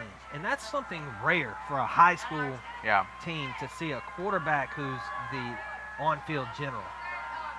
Out of shotgun this time. He signals to his man and he throws it away. He throws it away. It was caught by a Brighton player, but it was out of bounds. Well, that despite the throw being out of bounds, it was good pocket awareness. He escaped the pressure, allowed himself enough time to throw. It just happened to be out of bounds. And you saw him signal to his receiver to let him know it's broken. This is where I'm going to throw it. And it's just heads-up play from Brock Lomax. We've seen it all year long. And if I didn't have a roster in front of me, I would assume he's a senior, because he looks like a poised veteran, not just a guy who's playing his 3rd high school game.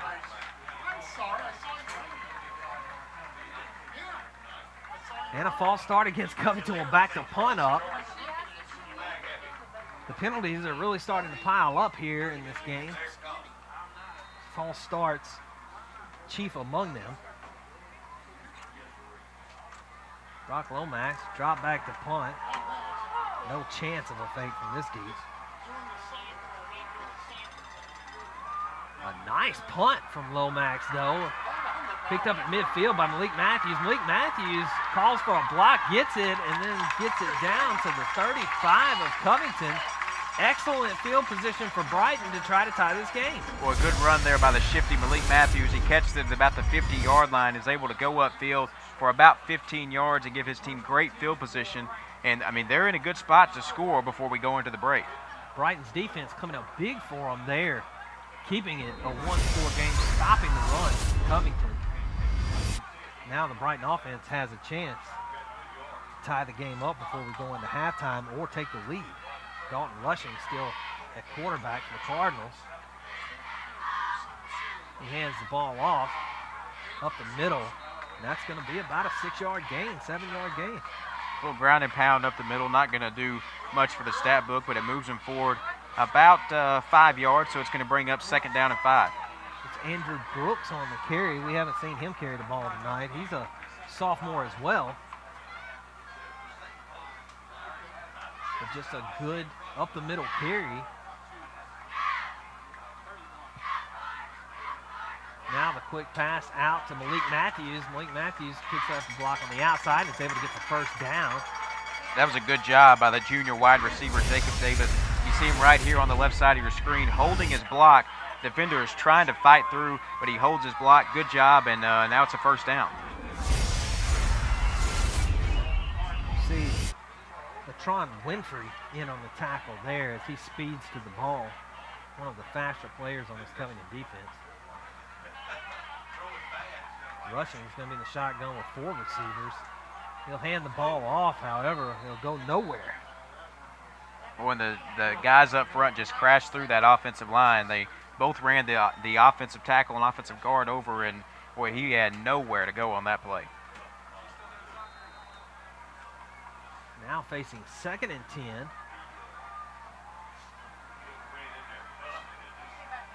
Rushing in the shotgun.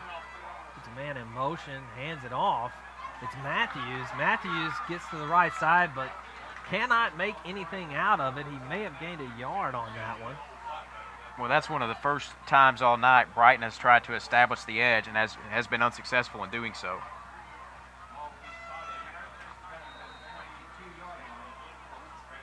Matthews on a modified jet sweep. And Covington sniffed it out, I think, from the beginning, really. Yeah. Rushing low snap. He heads one direction, turns around, throws it. Now it's in for the touchdown. Aaron Alston. Now that was a play rushing. And what a fake. Takes off running left and then turns around and throws right. You see that by the sophomore Dalton rushing. He takes off running left. The defense follows him running left and throws it to a wide open Alston streaking down the right side of the field. That is a great play all set up by the sophomore quarterback. That is a tough play because he had to turn completely around 180 degrees and find the guy and throw it, and he did it all in one motion. Yeah, he did it in a split second. And then Alston is in for the touchdown. Extra point is up and through, and now Brighton takes the lead 14-13. And as we said, that botched two-point conversion might come back to haunt Covington. Yeah, it might. And it's 14-13. If Brighton could get a defensive stand to close out this first half of play and go into the locker room with momentum, they got to be feeling good. Absolutely. You know they wanted to be able to tie it up, and a couple of times it looked like Covington was going to get the chance to one time Covington really just couldn't get any passes completed, but the second time the Brighton defense stepping up to give Brighton another chance. But we still have 2.5 minutes left in this half, and Covington will receive the ball here. Boy, and I think it all goes back to that long run by Covington that was negated by a penalty. They had a chance to push it down to the 30-yard line and have a chance to get close to the end zone and go up 21-7, and instead it gets called back on a holding penalty, and now Brighton has the lead. Nolan Combs to kick off, able to shake off that missed field goal and hit the important extra point that puts them up 1 point in this game.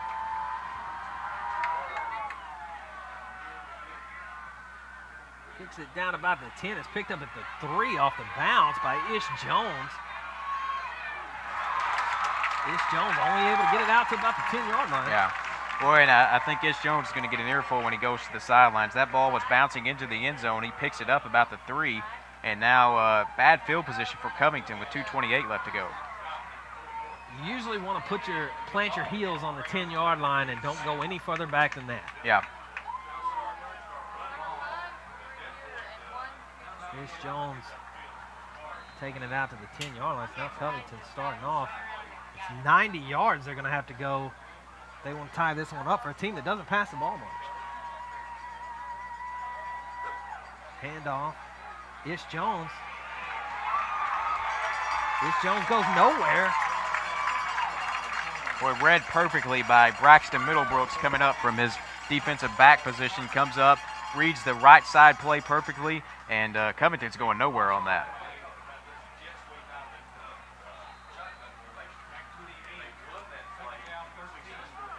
Second and 13 now after the loss. Covington on their own 7-yard line. Lomax is in the shotgun. Brighton's taking a timeout. You got to think they're got to make sure their players are watching for the pass. It doesn't come up that often for Covington to pass the ball, but you got to think in this situation with less than 2 minutes left, they're going to have to start looking at it. Yeah. The second down and 13 on your own 7, and you're trying to drive down the field, get the momentum back before you go into halftime, try to get the lead.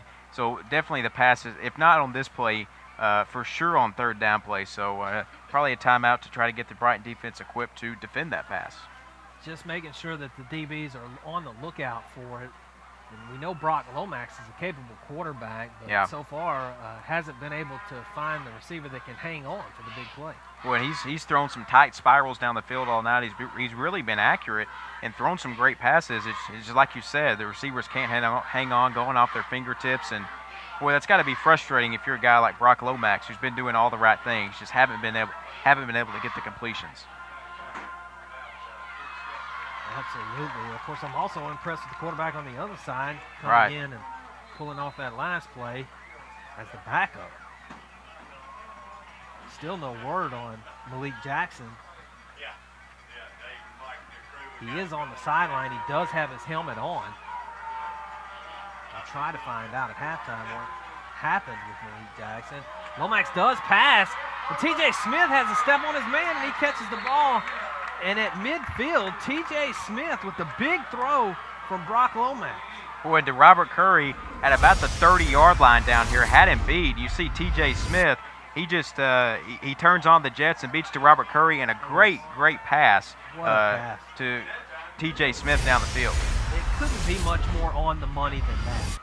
I mean, that was an excellent play from Brock Lomax and T.J. Smith coming out of the backfield. Handoff now to Smith. He's going to run it up the middle and get a couple.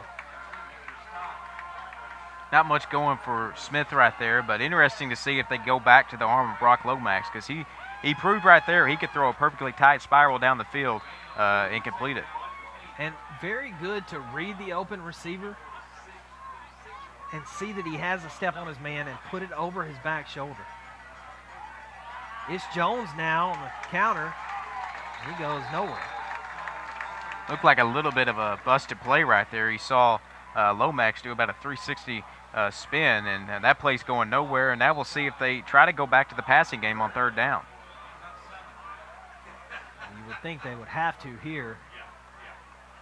And definitely when you put yourself in these situations where you almost have to throw the ball, you give the defense the advantage. Right. 2 men in the backfield.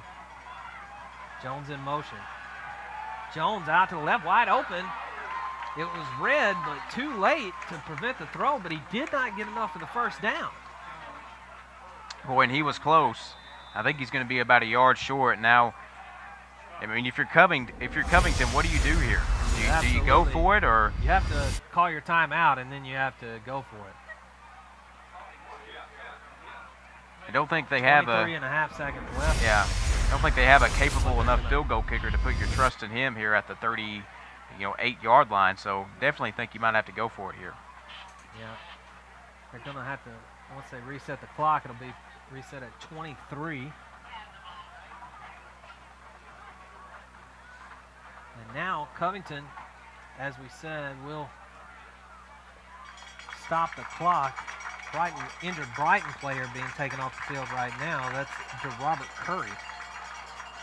Robert Curry injured on that last play. Boy, and that's a big loss for them if he has to miss extended time, because he's done a really good job on pass coverage tonight. He's not putting any weight on his left leg, it looks like. Lomax back to pass. He goes over the top. He's got a man. It's Smith. Oh, and it's broken up. Smith cannot make the catch, and the ball will go over on downs with 13 seconds left in the first half. Brighton able to prevent Covington from coming back and taking the lead at the end of the half here. You got to think Brighton's just going to take a knee and go to the locker room. Well, that was a great job by Braxton Middlebrooks, the senior corner right there. He got beat, but he was able to recover in enough time to bat the ball down and prevent Covington from having a big play. So great job by him, and now Brighton's going to go into the locker room with the lead. Absolutely. Nope. That was a pass from Lomax to Jones. Jones gets about to the line of scrimmage and then nowhere. And I'm not quite sure what the call was.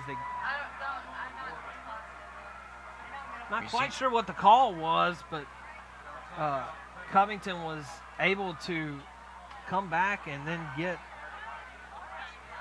the down over, so there must have been some sort of penalty. Yeah, because I was like you. I thought we were going to see a kneel down and go to halftime, but penalty must have been called, and now we see an injured Covington player. That's number 5, Ish Jones, the senior. And that would be a big loss for Covington. We've seen him do a lot this game. He is writhing in pain. He is. And we're going to step away here for a minute while they tend to Ish Jones. You're watching Prep Football on Tubetown. Homer Skelton has been selling vehicles in the Mid-South for over 50 years.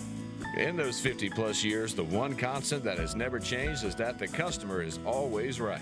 Homer Skelton Ford in Millington believes in taking care of the customer during and after the sale. Every day, we go above and beyond to make sure our customers are completely satisfied. I only buy my truck for my papa, and you can too. Stop by and see Homer Skelton Ford in Millington today. Back now after Ish Jones is taken off the field for Covington with an injury on that play. Covington now with a 3rd and 11. The confusion that we had earlier, maybe nobody else had, but we had, was that they ended up giving Covington the 1st down on that 4th down play, and we thought the ball was going over on downs. Brock Lomax is going to be sacked for a big loss. Great job by Brighton to come in and sack Brock Lomax, and he loses his, no, that's Gant that loses his helmet there. And that'll end the half. Brighton leading Covington right now, 14-13 at home. You're watching Prep Football on Tubetown. For your smartphones, tablets, phablets. For the browsers you carry in your trousers. Wowzers! For your big screens and small screens, short screens and tall screens, get speed that screams. From the top of your desk to the palm of your hand, it's the fastest internet speed in the land. There's no end to your online possibilities with up to 100 meg internet speeds. If you're not getting your internet from Ritter, you should. Call 888-336-4466 today. Ritter Communications. Right by you. Homer Skelton has been selling vehicles in the Mid-South for over 50 years. In those 50-plus years, the one constant that has never changed is that the customer is always right. Homer Skelton Ford in Millington believes in taking care of the customer during and after the sale. Every day, we go above and beyond to make sure our customers are completely satisfied. I only buy my truck for my papa, and you can too. Stop by and see Homer Skelton Ford in Millington today. Technology was supposed to make our lives easier. No one told us about the plethora of glitches, viruses, hackers, hundreds of passwords to remember, and getting all our tech to sync up. Introducing Tech Home. Technology made easy for you and your devices. Tech Home makes it easy to set up, protect, and enjoy your internet-connected devices anytime, anywhere. Security, password management, backup, and premium tech support. Get back in charge of your digital life now with Tech Home.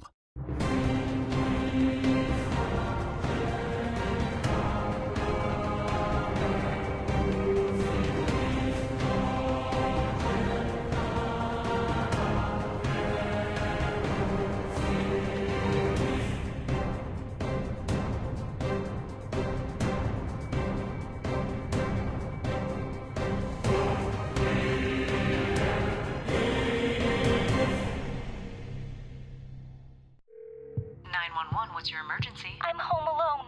Someone is trying to get in the back door. Find a safe place like in a closet or under a bed, okay? Okay. Be very quiet and don't worry. Your home phone gave me your location. Hurry. Help is on the way. Only a dedicated home phone can quickly pinpoint your address for emergency personnel. Cell phones can't. Keep your loved ones safe for less than 60 cents a day with a home phone from Ritter. Call today or go to rittercommunications.com. Bob, you need to do something about this leaking roof.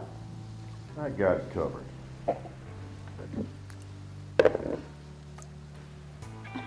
You're welcome. Need a professional? With an A+ Better Business Bureau and 30+ year track record in repairing and installing new roofs, call Lucius Roofing. We've got you covered. For a free estimate, call Lucius Roofing. Proven quality you can trust. High-speed internet for every grown-up, grandparent, kid, teen, and in between. Ritter's got it. Every JPEG, MPEG, and GIF for the working mom or the working stiff, loaded in a GIF. Whether you're a blogger, gamer, or pixel tamer, don't be a slow-speed blamer. Don't waste your time waiting to load that page. Get Ritter high-speed internet. It's all the rage. There's no end to your online possibilities with up to 100 meg internet speeds. Only from Ritter Communications. Right by you.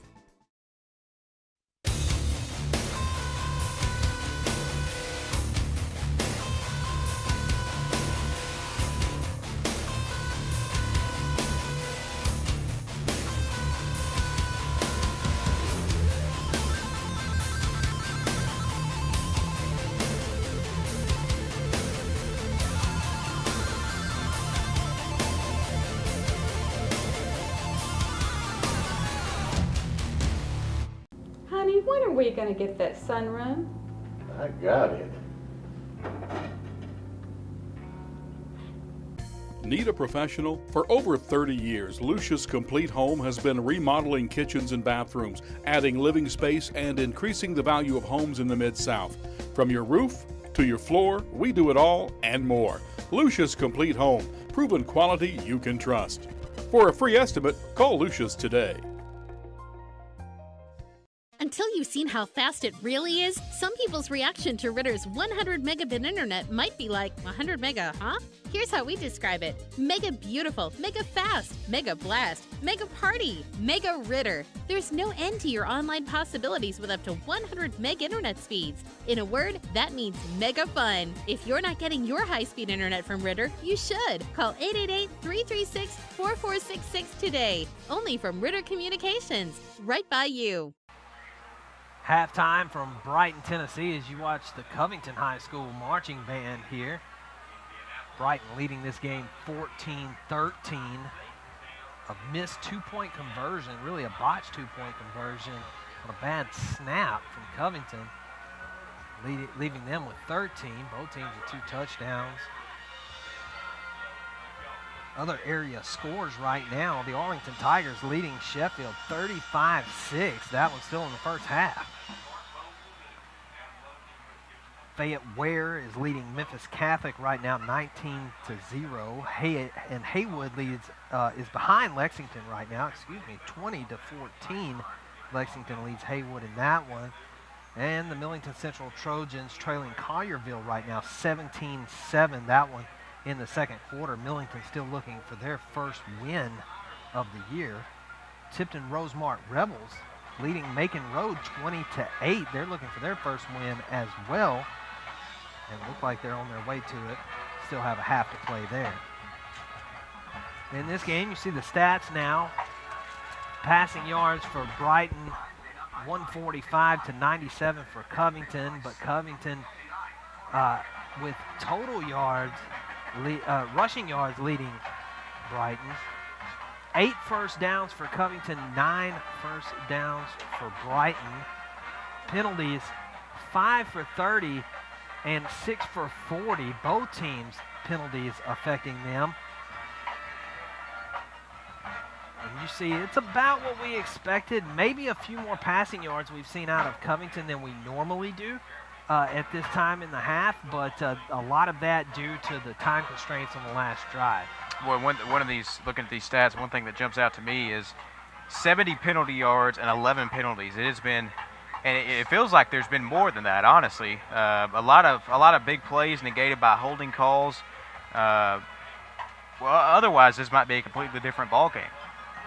Absolutely. There were a couple of chances. We did see the Brighton defense tighten up at the end of the half there in the second quarter, really start taking away some of the rushing lanes for Covington, stopping them up the middle. Covington having to rely on the outside run, and of course those are the ones where you pick up the holding penalties. Yeah, well, you look at these stats, and except for the rushing yards, which is in favor of Brighton by a whole lot, pretty even, I would say. And I mean, it's been it looked like 2 pretty even teams out there. It's been a back and forth ball game, and I can't wait for the second half. It should be a fun one. Absolutely. These two teams, of course, each one looking for the win. Covington already with a win over Munford within Tipton County, and they play for the unspoken Tipton County Championship is what the players tell me. And so they want to beat both of the other county teams. Each team does for bragging rights, even though they're not in the same. Well, Munford and Brighton are in the same division, but not Covington. Covington looking to pick this one up to make the clean sweep, though. Well, they're certainly still in this ball game. I think Brighton has the momentum going into the halftime with a 14-13 lead, and obviously their big defensive stand down here to close out the second half of play. But it's going to be a back and forth, and it's going to be a battle to end this ball game here in the second half. Absolutely. We're looking forward to it. We're going to step away right now. We'll be back with the second half of Brighton and Covington here in Brighton, Tennessee. You're watching Prep Football on Tubetown. For your smartphones, tablets, phablets. For the browsers you carry in your trousers. Wowzers! For your big screens and small screens, short screens and tall screens, get speed that screams. From the top of your desk to the palm of your hand, it's the fastest internet speed in the land. There's no end to your online possibilities with up to 100 meg internet speeds. If you're not getting your internet from Ritter, you should. Call 888-336-4466 today. Ritter Communications. Right by you. Homer Skelton has been selling vehicles in the Mid-South for over 50 years. In those 50-plus years, the one constant that has never changed is that the customer is always right. Homer Skelton Ford in Millington believes in taking care of the customer during and after the sale.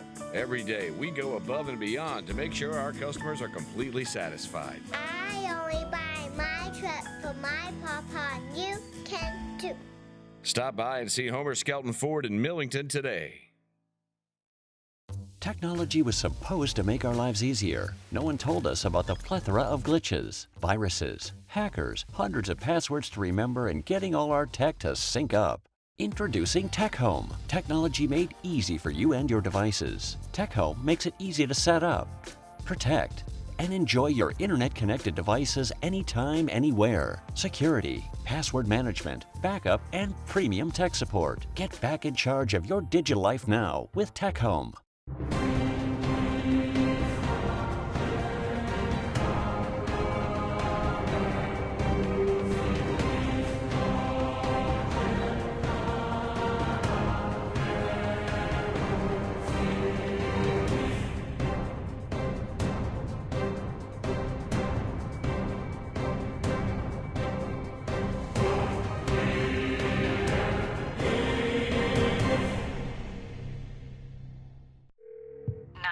What's your emergency? I'm home alone. Someone is trying to get in the back door. Find a safe place like in a closet or under a bed, okay? Okay. Be very quiet and don't worry. Your home phone gave me your location. Hurry. Help is on the way. Only a dedicated home phone can quickly pinpoint your address for emergency personnel. Cell phones can't. Keep your loved ones safe for less than 60 cents a day with a home phone from Ritter. Call today or go to rittercommunications.com. Bob, you need to do something about this leaking roof. I got it covered.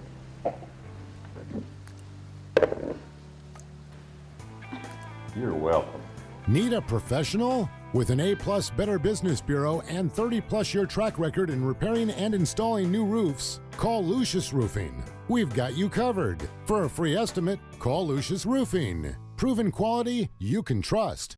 High-speed internet for every grown-up, grandparent, kid, teen, and in between. Ritter's got it. Every JPEG, MPEG, and GIF for the working mom or the working stiff, loaded in a GIF. Whether you're a blogger, gamer, or pixel tamer, don't be a slow-speed blamer. Don't waste your time waiting to load that page. Get Ritter high-speed internet. It's all the rage. There's no end to your online possibilities with up to 100 meg internet speeds. Only from Ritter Communications. Right by you.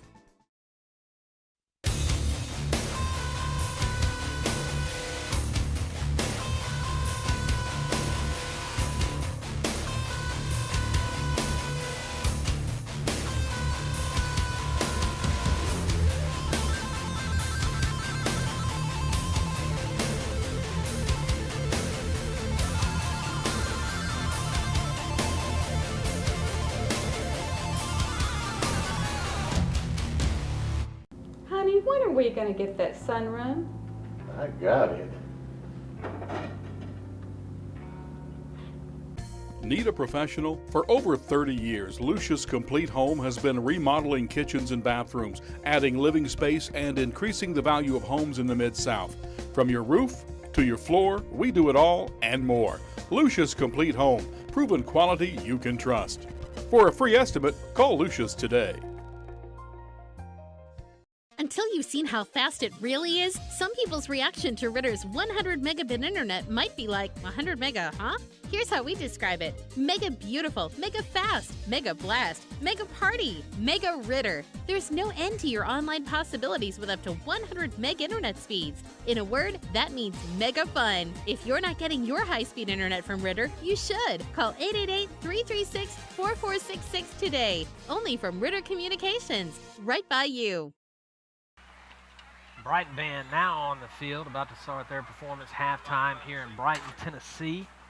Prep football on Tubetown. Brighton on the rivalry game against Covington, leading right now 14-13 after holding Covington out of the end zone in the last set of downs before we went to the half. Covington not without their pressure. You see there, Covington scoring all of their points in the first quarter. Brighton splitting between the first and second quarter. Covington came out of the gate and hot and missed a 2-point conversion, and that's the difference in the game. Boy, you know, Covington came out. You know, Brighton receives the opening kick. They fumbled the opening kick, and one play later, Covington has it in the end zone for a touchdown. And so, one play, and you kind of see Brighton looks a little bit dejected, but they come out, they're able to move the ball down the field, and boy, it hadn't really gotten to them. And you got to give credit to Brighton because they hadn't let that first offensive or that first kickoff get in their head, and they've they've been poised and stayed in the game all night, and up 14-13 at the half. And I don't know that I've ever seen a game start with a fumbled kickoff. Yeah. Recovered, and then one play on a halfback pass, sort of a halfback pass. T.J. Smith throwing it to Ish Jones, and then the touchdown. I mean, it was just a crazy set of events that led to Covington jumping out 6-0. Well, and Covington wasn't scared to open up the playbook for their first play of the game. A little trickery on the first play, and boy, we've seen both of these teams really. You know, we mentioned a little bit of the quarterback play, but both of these teams have really been good on the outside edge all night. Both defenses have not been able to cover the run on the outside edge. And we talked about this quarterback for Covington, who is a sophomore, but you mentioned it a few times throughout the broadcast. Really looks like a veteran. He's been leading his troops all night. It's Brock Lomax, who's looked like a seasoned veteran, and he's telling guys where to go, and he's been really, really good. He really has. He's directing traffic when he needs to. You can tell from the moment that he goes to the huddle and the way that you see the other players look him in the eye, and he's talking directly to them. Yeah. They're not getting the play from the sideline. They're getting the play from Lomax, and it's just the amount of maturity you see in him is not common for a sophomore quarterback. No, it's not. Now, he did start all year last year, so it's not that he doesn't have experience, but still very developed for a young quarterback who has 2 more years of high school. Right, and you see this is his third. You mentioned he started last year, but just his third game of his sophomore season, and he comes out and he looks like, he looks like a kid who's midway through his senior season. He's been really, really good all night. And then, on the other side, the quarterback play, you got to give credit to the sophomore who is stepping up, and that's Dalton Rushing for the injured starter. Rushing came in, and he hadn't done a lot with his arm, but he's been really good handing the ball off and making sure the runs go right for Covington. Absolutely, and of course Malik Jackson, the starting quarterback from Brighton, coming out of the game. We saw him at the end of the first half there come back to the sideline and have his helmet on, but he never re-entered the game. Dalton Rushing having to step in and making a great play on that second touchdown of Brighton. The amazing way that he was able to completely turn his body 180 degrees and find a man and throw the football on the money was just spectacular. And then Brighton able to get the touchdown off of the play. He's been really good. He's been really good on the run too. There's been 3 or 4 times where the pocket broke down and he had to run, and he did, and he got upfield for positive yardage. So when you have a quarterback, especially in today's day and age of football at any level, when you have a quarterback that can run, you're going to be pretty good. And both of these teams have quarterbacks that can run if they need be, if the pocket breaks down. So it's Malik great. Jackson a little more talented in that respect as far as maybe design runs, but Brock Lomax definitely can scramble and get out of trouble when he needs to. The decision-making of Brock Lomax is what is so impressive, really. Able to read the field and know what he needs to do, even if that means covering the ball up and taking a hit. It'll be interesting to see in the second half. We saw a lot of runs in the first half, but obviously we see 2 quarterbacks with great arms. So it'll be interesting to see if we see more passes in the second half. Absolutely. We're going to step away one last time here. When we come back, we will have second half of football between the Brighton Cardinals and the Covington Chargers here on Tubetown. Technology was supposed to make our lives easier. No one told us about the plethora of glitches, viruses, hackers, hundreds of passwords to remember, and getting all our tech to sync up. Introducing Tech Home. Technology made easy for you and your devices. Tech Home makes it easy to set up, protect, and enjoy your internet-connected devices anytime, anywhere. Security, password management, backup, and premium tech support. Get back in charge of your digital life now with Tech Home. For your smartphones, tablets, phablets. For the browsers you carry in your trousers. Wowzers! For your big screens and small screens, short screens and tall screens, get speed that screams. From the top of your desk to the palm of your hand, it's the fastest internet speed in the land. There's no end to your online possibilities with up to 100 meg internet speeds. If you're not getting your internet from Ritter, you should. Call 888-336-4466 today. Ritter Communications. Right by you.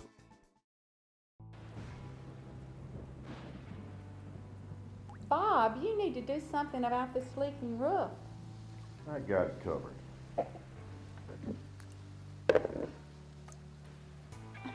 You're welcome. Need a professional? With an A-plus Better Business Bureau and 30-plus year track record in repairing and installing new roofs, call Lucius Roofing. We've got you covered. For a free estimate, call Lucius Roofing. Proven quality you can trust. Honey, when are we going to get that sunroom? I got it. Need a professional? For over 30 years, Lucius Complete Home has been remodeling kitchens and bathrooms, adding living space, and increasing the value of homes in the Mid-South. From your roof to your floor, we do it all and more. Lucius Complete Home, proven quality you can trust. For a free estimate, call Lucius today. Technology was supposed to make our lives easier. No one told us about the plethora of glitches, viruses, hackers, hundreds of passwords to remember, and getting all our tech to sync up. Introducing Tech Home. Technology made easy for you and your devices. Tech Home makes it easy to set up, protect, and enjoy your internet-connected devices anytime, anywhere. Security, password management, backup, and premium tech support. Get back in charge of your digital life now with Tech Home. For your smartphones, tablets, phablets. For the browsers you carry in your trousers. Wowzers! For your big screens and small screens, short screens and tall screens, get speed that screams. From the top of your desk to the palm of your hand, it's the fastest internet speed in the land. There's no end to your online possibilities with up to 100 meg internet speeds. If you're not getting your internet from Ritter, you should. Call 888-336-4466 today. Ritter Communications. Right by you.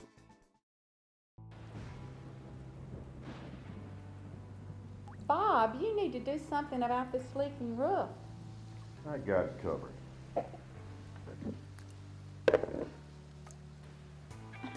You're welcome. Need a professional? With an A-plus Better Business Bureau and 30-plus year track record in repairing and installing new roofs, call Lucius Roofing. We've got you covered. For a free estimate, call Lucius Roofing. Proven quality you can trust. Honey, when are we going to get that sunroom? I got it. Need a professional? For over 30 years, Lucius Complete Home has been remodeling kitchens and bathrooms, adding living space, and increasing the value of homes in the Mid-South. From your roof to your floor, we do it all and more. Lucius Complete Home, proven quality you can trust. For a free estimate, call Lucius today. Technology was supposed to make our lives easier. No one told us about the plethora of glitches, viruses, hackers, hundreds of passwords to remember, and getting all our tech to sync up.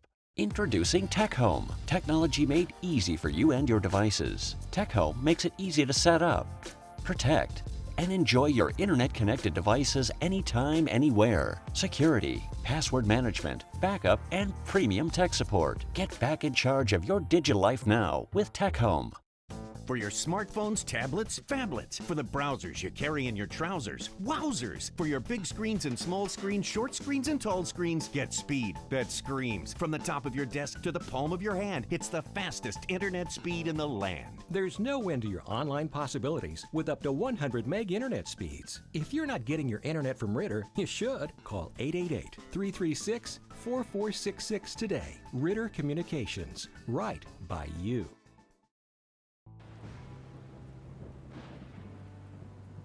Bob, you need to do something about this leaking roof.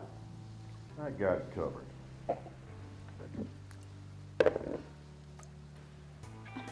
You're welcome. Need a professional? With an A-plus Better Business Bureau and 30-plus year track record in repairing and installing new roofs, call Lucius Roofing. We've got you covered. For a free estimate, call Lucius Roofing. Proven quality you can trust. Honey, when are we going to get that sunroom? I got it. Need a professional? For over 30 years, Lucius Complete Home has been remodeling kitchens and bathrooms, adding living space, and increasing the value of homes in the Mid-South. From your roof to your floor, we do it all and more. Lucius Complete Home, proven quality you can trust. For a free estimate, call Lucius today.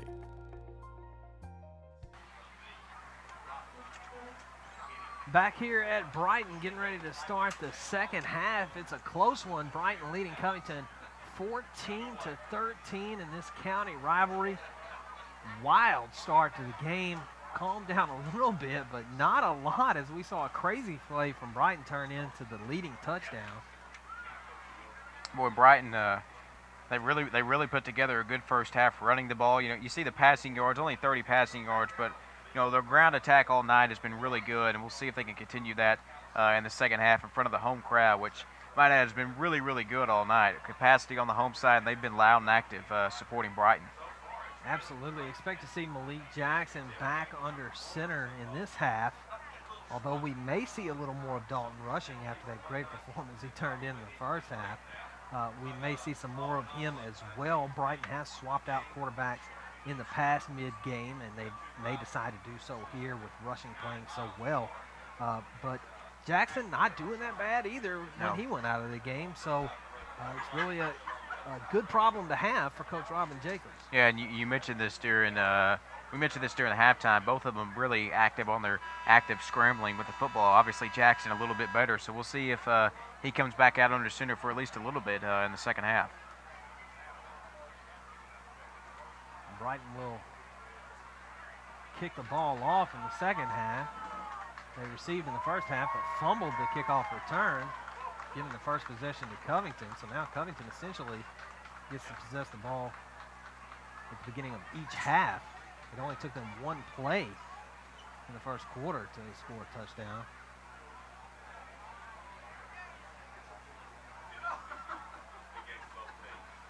We'll get to see their talented quarterback, Brock Lomax, come back out. Showing a tremendous ability to throw the ball, but at times his receivers have not been able to catch it. Yeah, well, he's thrown really good throws all night. He's been accurate. He's been crisp. Been throwing tight spirals, but boy, a tight spiral is hard for a high school wide receiver to catch sometimes. Kick the ball off on the right hash here.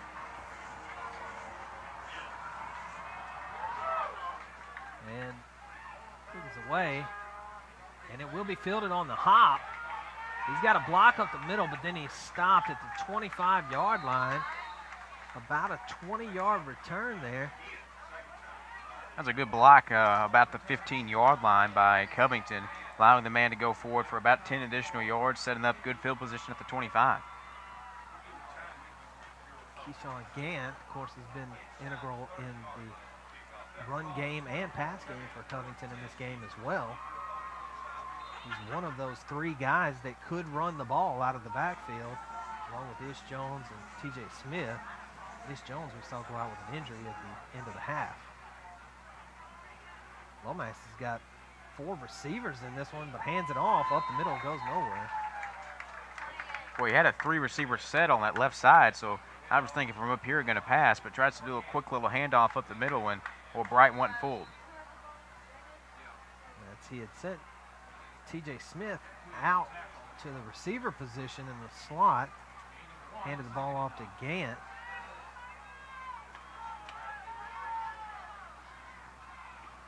Gant and Smith in the backfield now. It's going to, the handoff's going to go to Smith. Smith's going to bounce it to the right side, and he's going to pick up about 7. Now he's going to push forward for about 8 or 9 yards, and he will be close to the marker there, and they will move the sticks. Boy, that was a really good push. Initial contact when he had the guys trying to wrap up on him, he was about 3 yards, behind the first down marker, but pushes forward with defenders draped all over him and a really good run.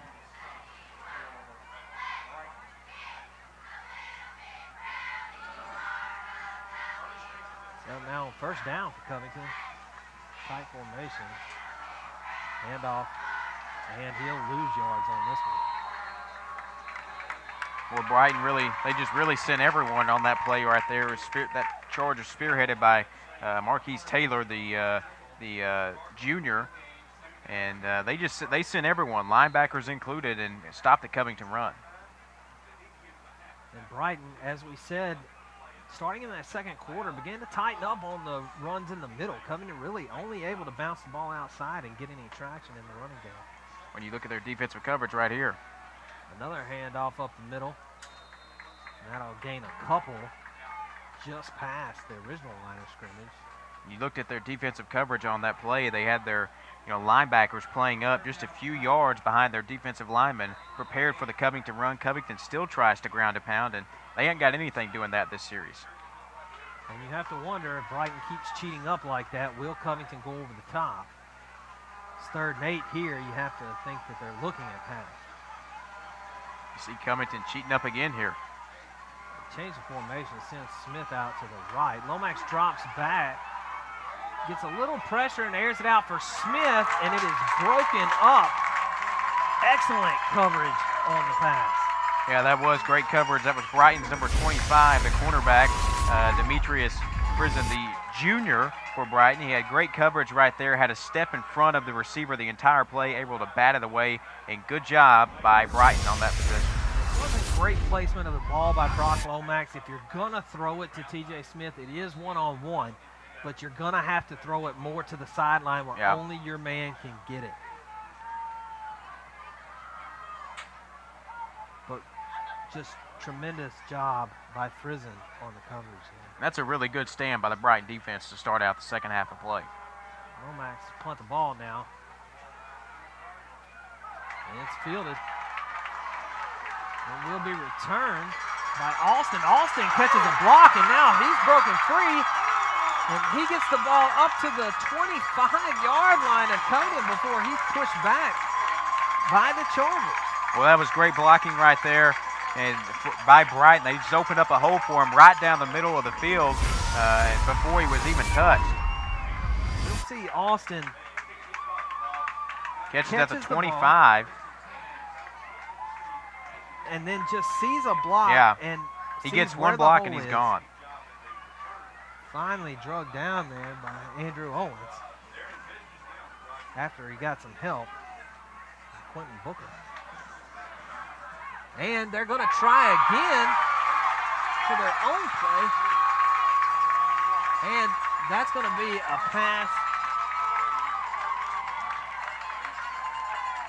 That's Malik Jackson at the pass to 81. That was James Carson, the junior or sophomore wide receiver. Catches it over the middle. He sees a guy coming towards him. He hears the footsteps, but he's not rattled at all and hauls in the catch. And he didn't think he was down, it looked like, but he was called down right there. Jackson's going to take the snap, and a delayed run up the middle on the quarterback keeper for Jackson will get a couple. Boy, he had Andrew Brooks. He faked the handoff to Andrew Brooks. Looked like a little read option right there, and Jackson made the wrong decision. I think Brooks would have had an open hole to the end zone, but nonetheless, it's 2nd down and goal.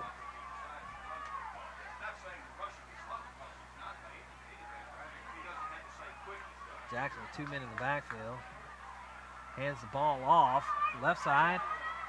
He's brought down short of the goal line. Trying to revert back to that sweep play we've seen him run so many times tonight with Marquise Taylor, the junior running back, but Covington was able to sniff it out.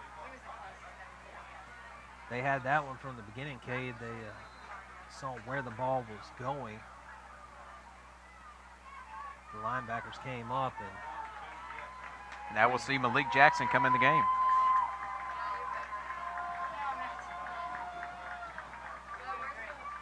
Jackson takes the snap. It's kind of a bobbled snap, and then he pushes forward, and we're going to wait to see what the call is from the ref. He was right at the goal line, but he's short. He's going to be about 2 inches short, it appears. Yeah. of the goal line. It was a little bit of a bobbled snap before he decided to take off. Well, you see him limping a little bit. He lost his footing, got tripped up. It looks like he's going to stay out there, but I thought initially he died, but it looks like he lost his footing, and he's going to be at about the 1-inch line.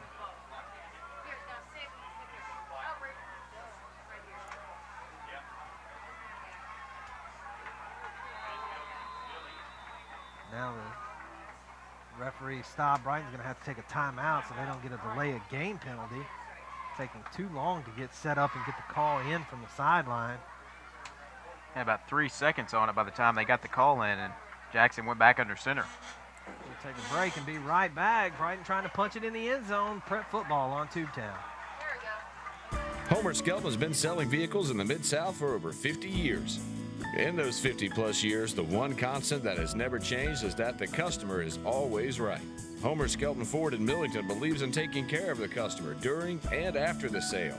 Every day, we go above and beyond to make sure our customers are completely satisfied. I only buy my truck for my papa, and you can too. Stop by and see Homer Skelton Ford in Millington today.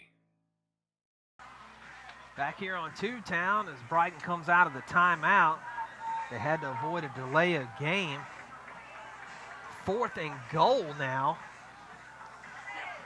And they're going to go for it.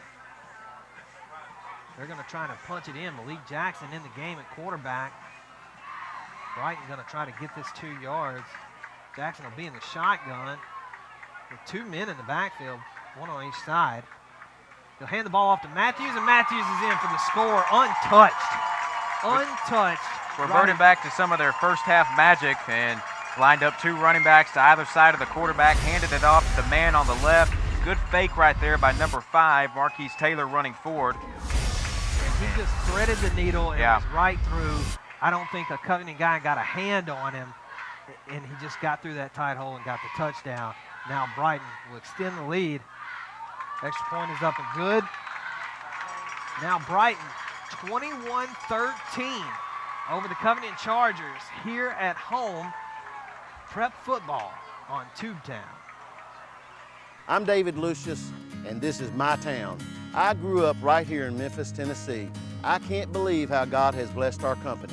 Our core values at Lucius Complete Home are honesty, integrity, and service. What makes a company great are the people that work at that company. We have great people. Call us and let us earn your trust.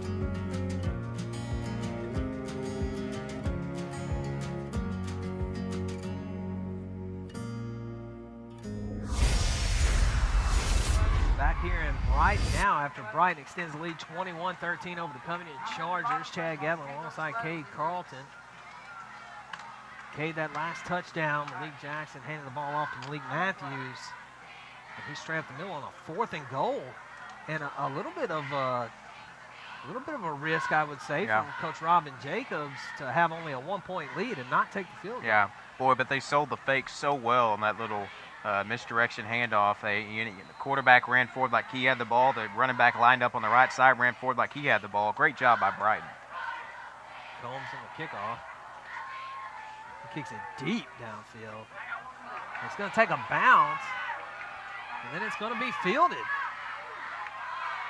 And tripped up, but back on his feet and out to the 30-yard line. Kylan Barbie, the first we've seen of him tonight, as he decides to field that one on a hop and is able to make a good play out of it. For Barbie, not very tall guy, 5'8", sophomore, but boy, you see him shedding tacklers right here. He runs through 2 people, loses his footing, and somehow is able to stay on the ground and get forward for an additional about 10 yards.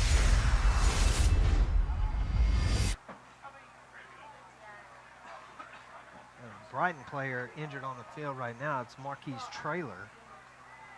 He's limping a little bit, but it looks like he'll come off under his own power and be okay.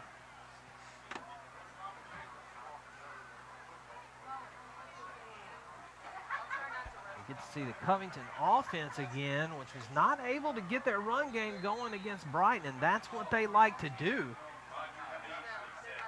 See now if they go to the throw a little bit more to maybe throw Brighton off balance, because it seems like Brighton is putting a lot of men in the box to stop the run. They are. Toss over to Ish Jones, who's back in the game after being injured in the first half, and he'll run it for about 7 yards until he's chased out of bounds. Well, that was a great job by number 89, Cameron John, on the defensive line to get off his block. He just didn't have the speed to keep up with the Covington back there, number 5, Ish Jones. Jones was able to beat him with the speed on the outside edge. Good to see Jones back in the game. Uncertain of his future in this game. Had himself field with an injury in the first half, but it looks to be fine now.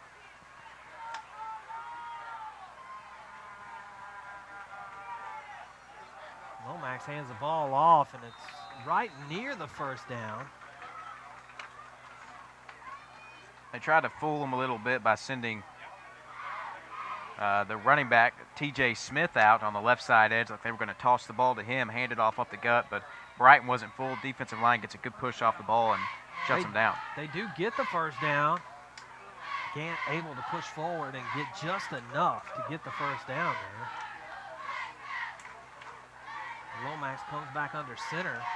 The man out wide left. And he's going to take it. It looks like a design quarterback run sniffed out by the Brighton Cardinals, and he's sacked for a 5-yard loss on that one. Looked like that was number 40, Blake Armour, who led the charge right there, the senior. Well, he sniffed it out really well, and well, he had nowhere to go. As soon as he caught it, he was on the ground. I believe that was a design bootleg run, and just completely covered by the Brighton Cardinals.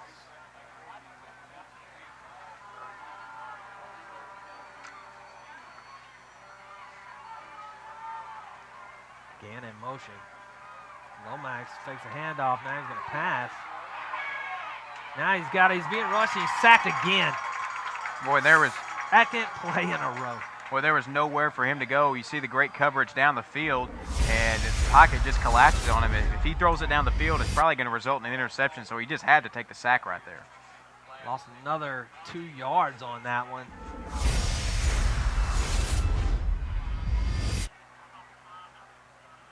Play action pass, not fooling Brighton at all. But I think part of it is Brighton stacking the box like they have. Yeah, well, they have not stopped stacking the box the entire second half. You look now, they had 7 men in the box that time. He's being rushed again, and he throws the ball to T.J. Smith. Hit immediately. It's not T.J. Smith. It's Collins Morton. No, it's not. Andrew Owens.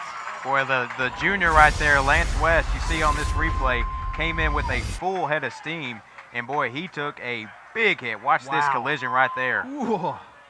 That's a big hit, and that's going to hurt tomorrow morning. That's a great hit, too, to be aware, not leave with the helmet, but make the big hit. Of course, give a little bit of credit to Andrew Owens, able to hang on to the ball.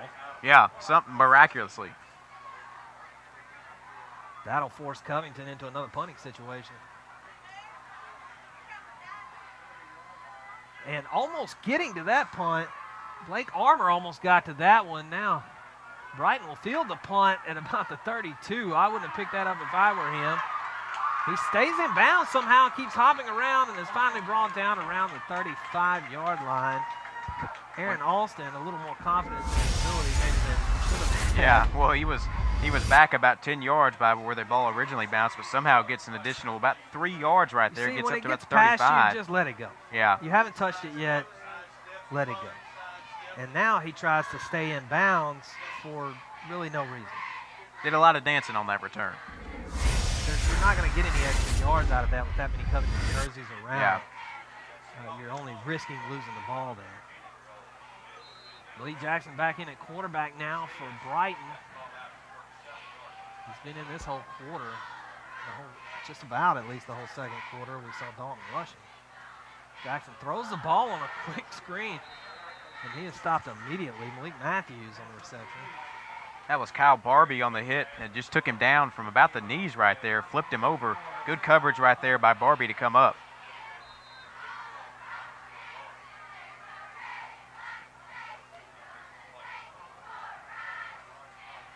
Jackson has Matthews in the slot on the left this time. He looks to the right instead, throws it to Alston. Alston picks up a block, but then taken down. Boy, and that's going to come back because there was a block in the back right there, clear as daylight, by James Carson of Brighton. Satrikius Hall from Covington on top of it to get the tackle there. You see right here, blocking the back right there as he's running across him. Blatant. Satrikius Hall with that tackle. TJ Smith got the block in the back, and he had been stopped. It's just one of those things we've seen from this Brighton team especially. We've seen them commit non-thinking penalties. Yeah, well, we've seen it from both teams, but, especially Brighton tonight. Jackson almost stumbles. He's able to keep his footing, and then he ends up still going nowhere. It looked like that was a blown-up play right there. It looked like they just miscommunicated during the handoff, and Jackson had to make the most out of nothing. I'm not sure. He was able to put a hand down and keep his feet moving. So he didn't take a loss, but still ended up with no gain. It'll be 3rd and 20 now for Brighton.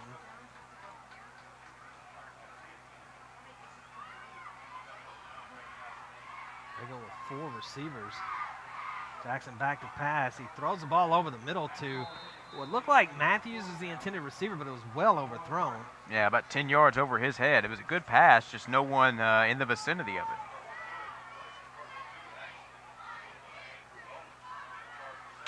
And so now it'll be 4th down, and Brighton will punt to Covington as these defenses start to tighten up.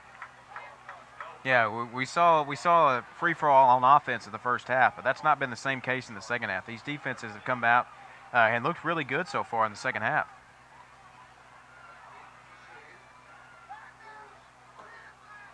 Combs will punt the ball away. Quentin Booker back to receive. It's a decent kick. It's going to take a bounce, and Booker's going to let it go after he looked like he was going to try to pick it up. I think that's the first time we've seen a player on either team just let the kick go tonight. And that was a smart move, however, on Booker's part. And maybe he got a talking to on one of the other punts. That's why we come in under 2 minutes now in the 3rd quarter. Brighton leading coming to 21-13. Covington will take back over on offense on their own 31-yard line. I think Covington needs a score right here on this offensive possession.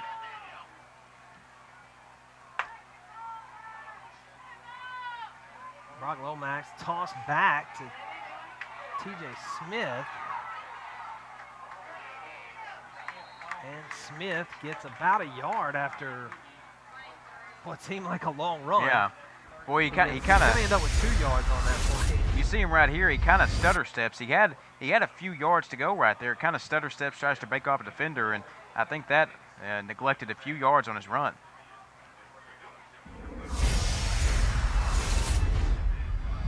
Lomax will go under center. He'll have a man out wide right. Hand the ball off to Smith again. Smith off the right side. Right off the right tackle for about 3 yards. And I'm waiting for Covington to make him pay, because Brighton the entire second half has stacked the box. There's not been a play where they have not, and boy, Covington just hasn't made him pay yet. Time ticking down in this 3rd quarter. Probably get 1, maybe 2 more plays before we switch sides of the field. Lomax back in the shotgun now. Gonna have 2 men in the backfield. Looking for a man. He's being chased. He's way back in the backfield, and he has to throw the ball away. And that one was rushed from the get-go by Brighton. Yeah. Boy, that was a good job by Cameron John, the junior defensive lineman, to get off his block. He rushed. He was on the quarterback, Brock Lomax, as soon as he caught the snap. So good job by him, and you see him right here just completely breaks through the blocking by the offensive lineman. And that totally disrupted the entire play. When Lomax looked up, he was doing sort of that fake draw. And when he looked up to look downfield, all he saw was red jersey and had to get on the move. And I don't think he was able to get a good look at any receivers from that point on. They'll try to run the ball up the middle here on. Don't think they're going to get it. I think Brighton's going to get it at about the 40-yard line with really good field position, and they right. will. That is correct. They try to run it on 4th down, try to catch Brighton a little off guard. That's the advantage they have of their quarterback being their punter, is that you don't necessarily know if they're going for it or not. They try to run the ball up the middle with T.J. Smith. It doesn't work out. Now Brighton got a chance to really maybe put the nail in this. Yeah, with a score right here going up 15 points, really could end the ball game. And now Dalton Rushing back in at quarterback for Brighton. Hands the ball off to Matthews. Matthews up the middle, kind of off the right tackle, makes a spin move and gets out to about the 32-yard line. That was a good solid run by Matthews. Used a stiff arm to break free of one defender right here, and then you see him do a great spin move to get forward for about 2 or 3 more yards.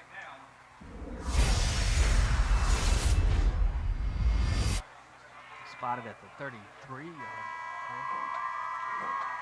That'll be the end of the third quarter here. Brighton on the move again and leading this game 21-13 over the Covington Chargers. You're watching Prep Football on Tubetown. I'm David Lucius, and this is my town. I grew up right here in Memphis, Tennessee. I can't believe how God has blessed our company. Our core values at Lucius Complete Home are honesty, integrity, and service. What makes a company great are the people that work at that company. We have great people. Call us and let us earn your trust.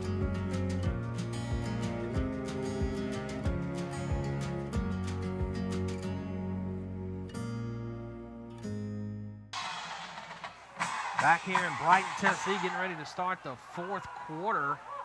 Brighton leading Covington 21-13. 2 sacks from Brighton in this half. And Brighton's defense really tightened up, Cade. Yeah, you know, we talked about it repeatedly throughout the third quarter, but they've been stacking the box, and boy, it's really paid off for them because Covington has shown that they can't beat them on the deep ball. So stack the box, stop the run, and it has completely shut down Covington's offense. Absolutely, and they have tried to go over the top a couple of times, just unsuccessfully.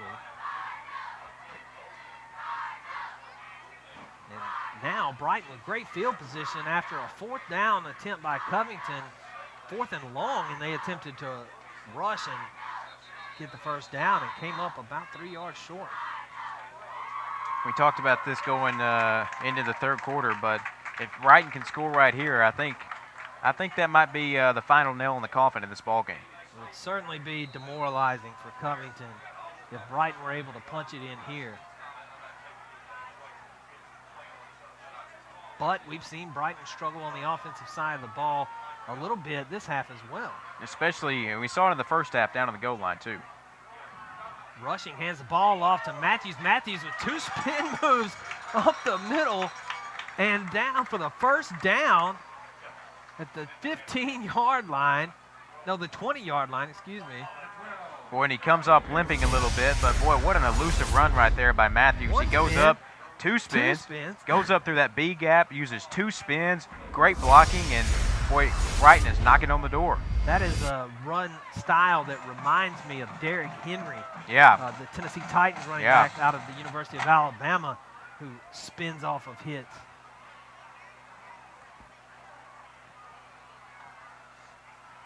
Handoff from Rushing, going nowhere. About 1 yard after he's chased out to the outside.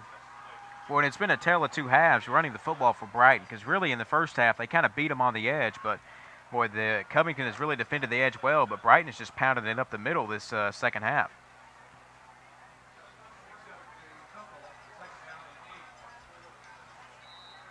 Rushing will stay in at quarterback. Lance West will be in the backfield.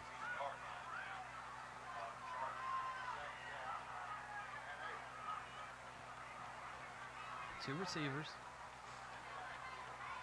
And the toss goes over to Lance West, and he goes nowhere. Drugged down by Cornelius Kemp from Covington. Yeah, and that was a great read by him because He read the play. He saw the sweep to the left, got off the block from the offensive lineman, and was able to make the play.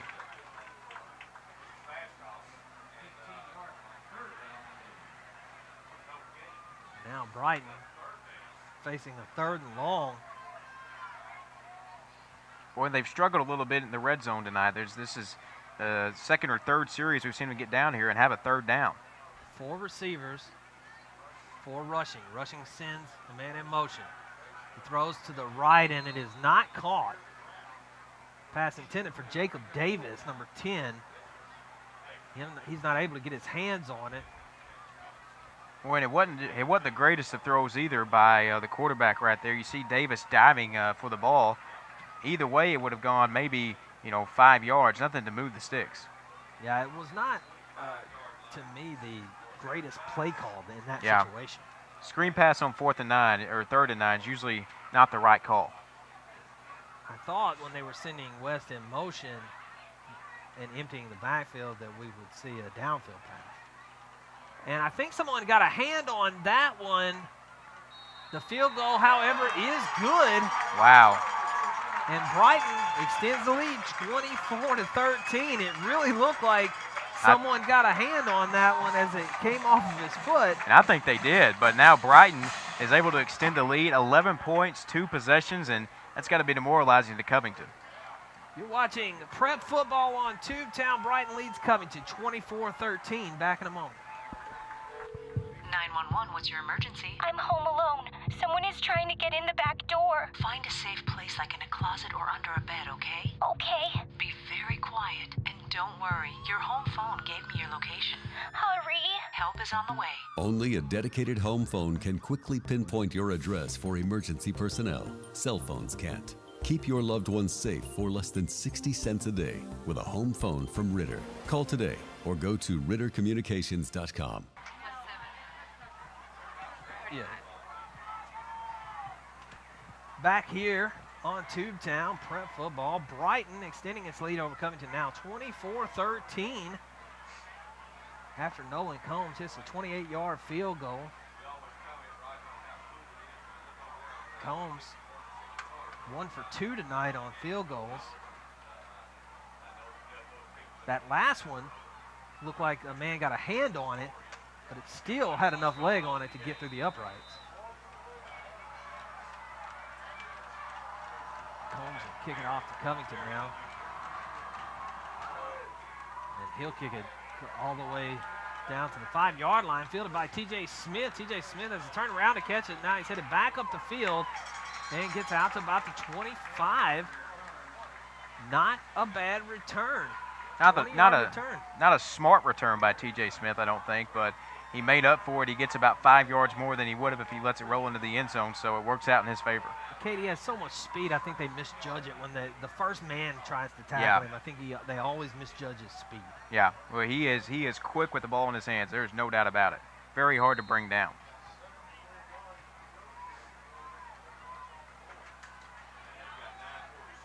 Now Brock Lomax brings his team back out onto the field. Sends Jones out to the right. He's going to drop back to pass, but he's being chased again. Pressure. Now he finds a man downfield, throws the ball. It is broken up. He should have thrown that one away. R.J. Piggy broke that one up. Ethan Reeves, and we saw Queen Beard off the defensive line rushing in the backfield right here, and they really made this play for the Brighton defense. It was quite a throw from Lomax to be able to throw that on the run, keep his eyes downfield. I'm not sure I would have advised it, but it was still a really good throw and shows his arm strength for him to be able to sort of throw on the run like that with 2 men chasing him. Kind of reminded me a little bit of a guy named Johnny Manziel on that play. Hands the ball off now. T.J. Smith spins off of one man. Gains about 5 yards. It was a good run by Smith. He was stood up at the original line of scrimmage, was able to turn around and go forward for about 3 yards, but fortunately looks like he may be hurt. Trainer coming out to check on Smith now as he lies there on his back. Now he's being helped up. He's limping. It looks like it's a cramp as he does the Gangnam Style to get off the field. Hopefully nothing too serious, and he'll be back out soon. It looked like a cramp, really. Well, I can see it. It's definitely a hot one out here tonight, hot and humid. 130 degrees, I think, the official game time temperature. At least in the booth.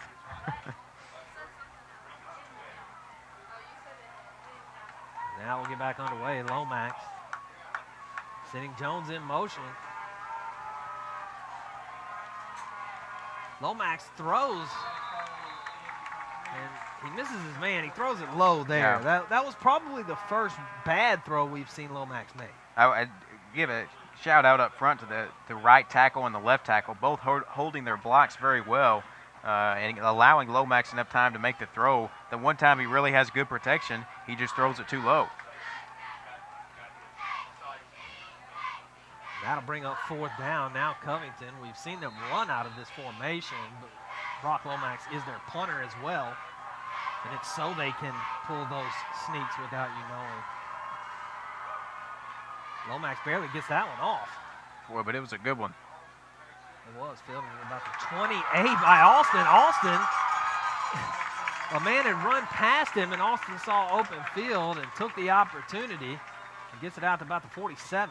Well, we haven't seen Aaron Austin do a lot at his receiver position on offense tonight, but boy, when he catches it off a punt return, he is so explosive on his first few steps.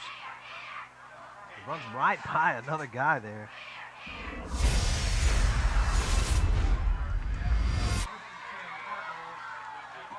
Brighton will have 1st and 10 now on the 48-yard line.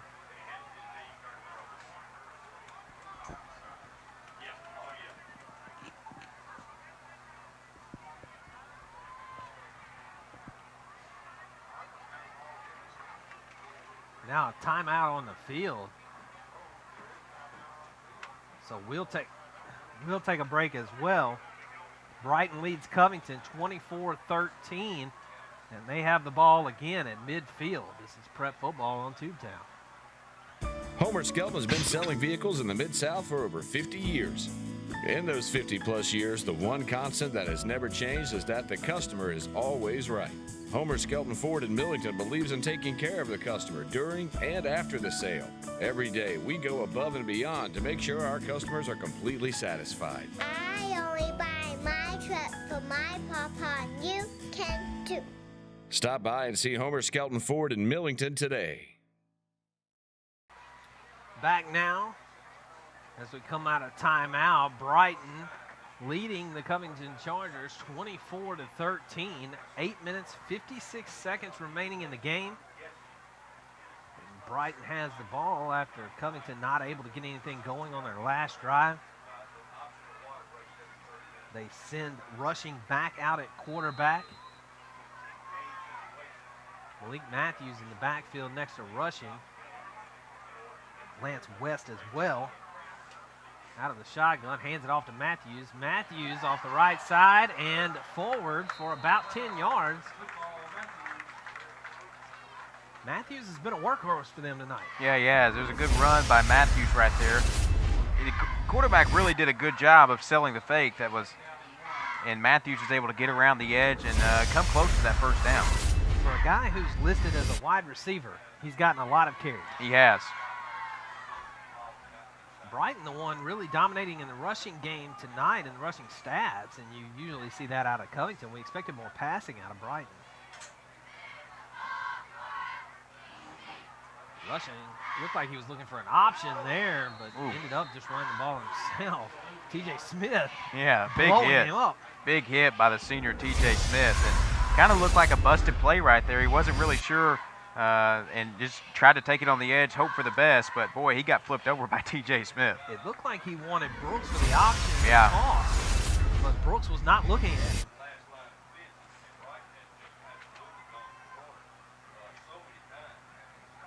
Now rushing, being the shotgun. Again, he'll have Matthews in the backfield with him. He hands it off to West. West will be stopped short of the first down. Now it'll be 4th down, 4th and 2 for Brighton. 43-yard line, excuse me.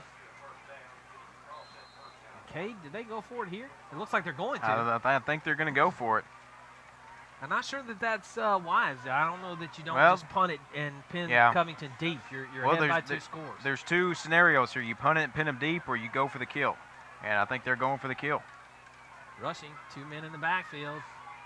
2 men out at receiver. Man out wide to the left.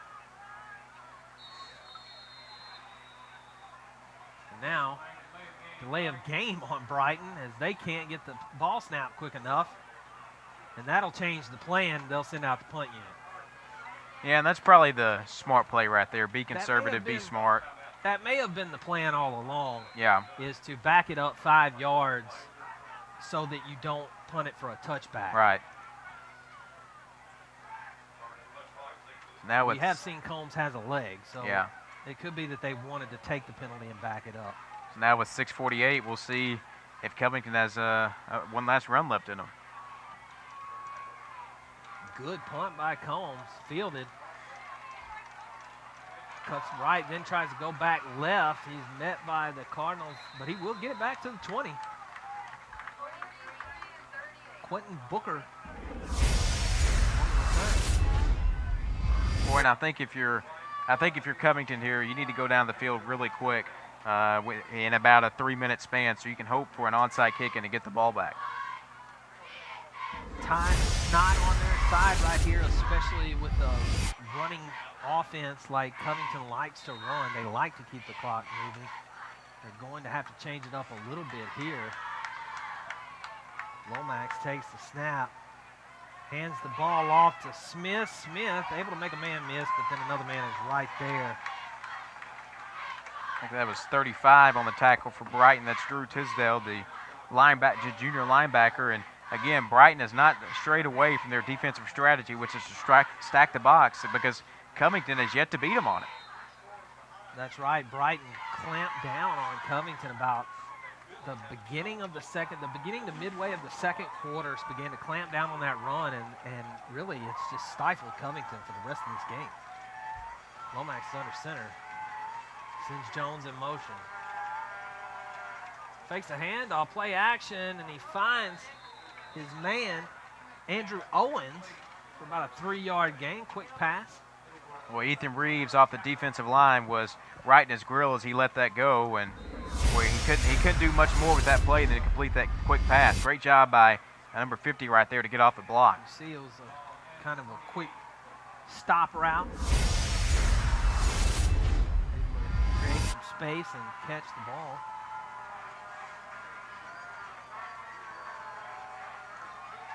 And now Smith runs it out to it's Jones that runs it out to the right.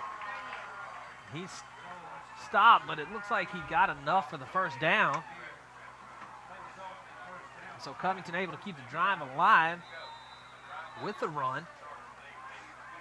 And they're going straight to the ball. They snap it again. Lomax hands it off, and that goes nowhere. Not catching Brighton off guard at all with the quick snap. Boy, 62 on the offensive line. That's Tucker Chumley. He just got beat right off the block, and he allowed Brighton, to get right into the backfield. They tried to snap it fast and get another play off. Brighton was ready. There's number 89 in the backfield again, chasing down Lomax. Lomax will get sacked again. There are flags on the play, however. Boy, Lomax didn't even realize 89 was in the backfield. That's Cameron John, and by the time he did, it was too late. John has been in the backfield all day. He's been camped in Lomax's territory. Especially in the second half. Putting the pressure, making Lomax make decisions. Just looking there and wave that penalty off right there. I don't think any penalties called on that play. I think they wanted to get a man for holding, and then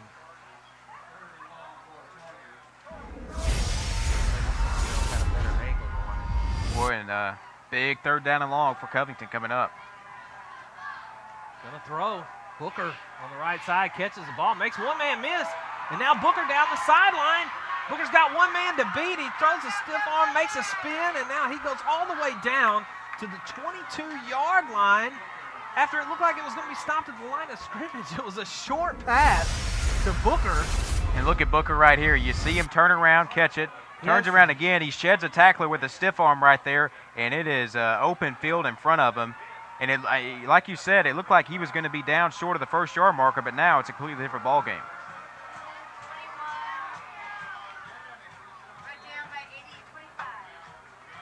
Booker, on that last play, had to come back to catch it. Yeah.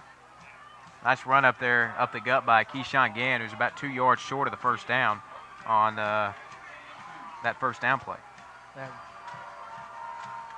That earlier pass was a 51-yard pass play to Booker as Jones gets met in the backfield. It'll be third down now, but third and short this time for Covington. Try to go to the edge with Jones, but nothing working on the edge, and now we see Brighton, looks like a defensive lineman down on the field. That looks like that's going to be a cramp as well. And honestly, it's hard to believe we haven't seen more of that. The heat out here. Yeah, it is definitely humid. Very humid out here. So they'll come out on the field. You see head coach Robin Jacobs there in the red hat. He'll come up and walk off under his own power.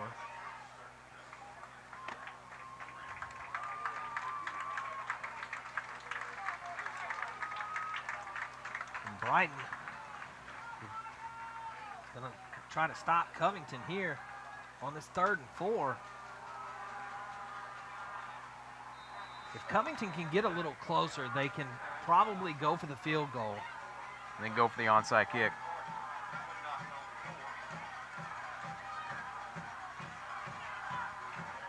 Handoff. It's Smith met, but there is a flag on the play. It might be a face mask.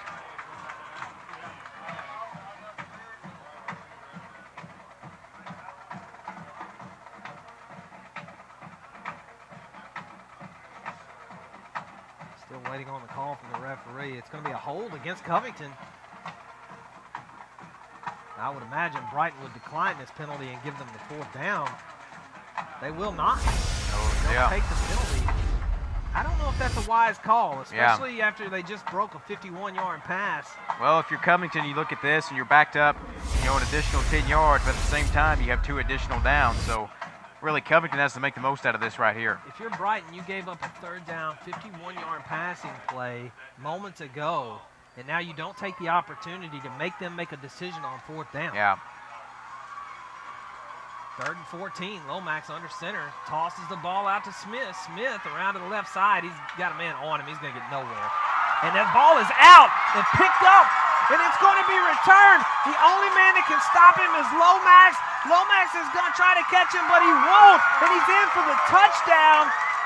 A fumble return for a touchdown for Alston and the Brighton Cardinals, and they extend their lead when Covington was almost given a gift by getting an extra down, even though they had to go back 10 yards.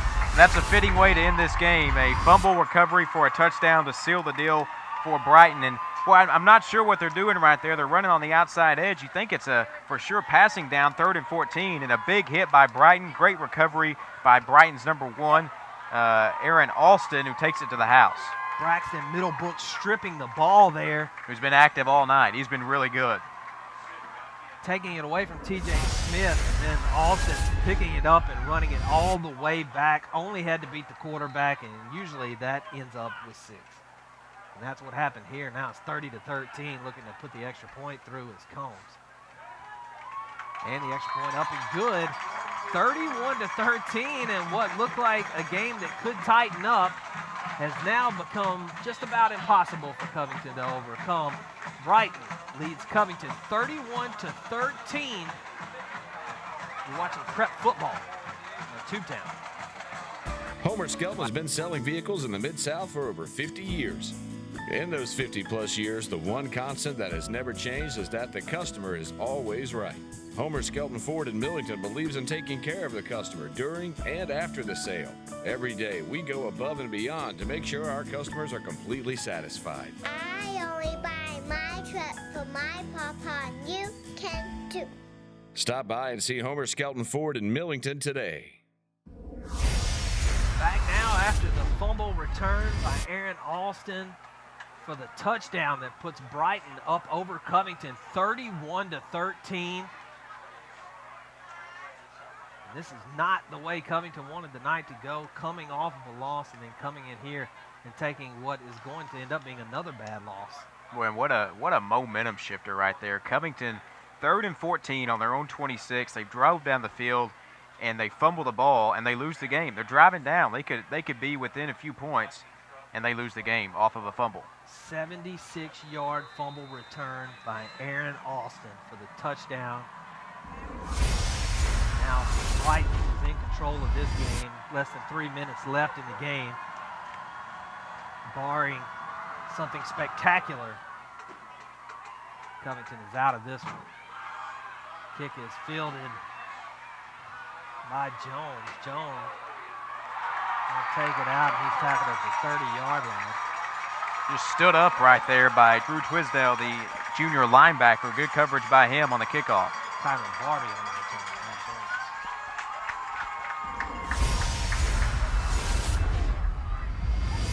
Might need to bring my glasses. I don't have any, but I might need to look into it. So Brock Lomax will come back out on the field with his Covington Charger offense. They'll try to make something happen. And actually, no, Brock Lomax will not be in at quarterback because Brighton's on offense.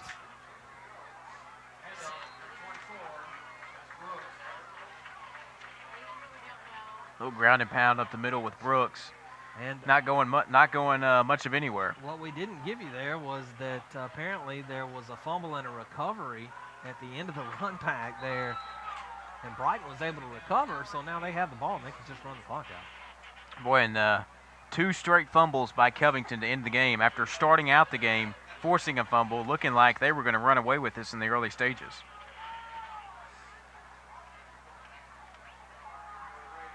Jackson going to keep the ball. They're just trying to run some clock here. Yeah. Brighton's biggest enemy right now is the clock, just trying to run it down and end this ball game and go home victorious. Malik Matthews over 100 yards on the ground tonight. He's had a great game. And he's listed as a wide receiver. Yeah. And he's rushed for over 100 yards. Interesting to see what they do on 3rd down. Just need one more first down, and this ball game is over. Going to let that play clock run all the way down, sitting at 7 seconds right now. Handoff. That's their first down. That's the first down, and that's going to put this one away. Now all they got to do is take the victory formation. And Brighton defeated the Covington Chargers 31-13.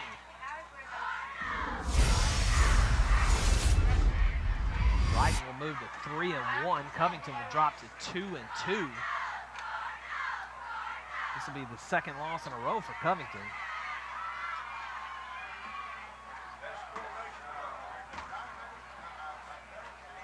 Well, for Brighton, it's the best formation in football, the victory formation. That's right. Jackson will take the knee, and they barely got the snap off there, but Jackson will take the knee, and that'll do it. The teams will meet on the field and shake hands, and Brighton will come away victorious 31-13 after a spectacular 77-yard fumble return by Aaron Alston to put the game away. We'll be right back to wrap it up on Tubetown.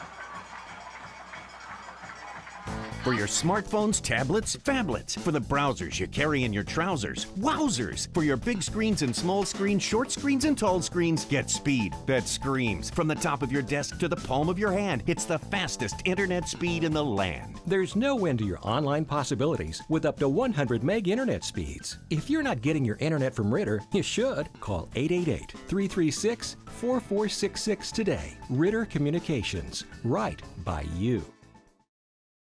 Homer Skelton has been selling vehicles in the Mid-South for over 50 years. In those 50-plus years, the one constant that has never changed is that the customer is always right. Homer Skelton Ford in Millington believes in taking care of the customer during and after the sale.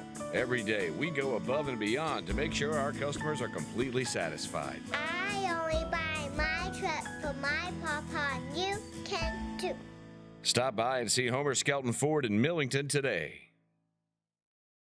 Technology was supposed to make our lives easier. No one told us about the plethora of glitches, viruses, hackers, hundreds of passwords to remember, and getting all our tech to sync up.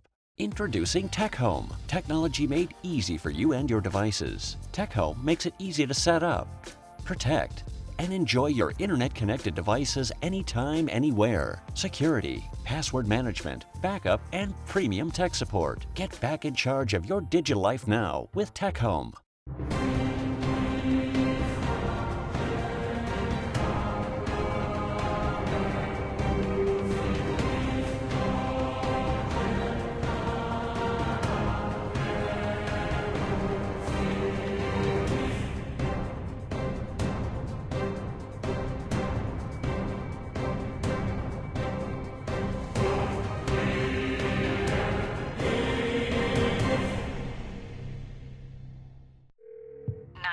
What's your emergency? I'm home alone.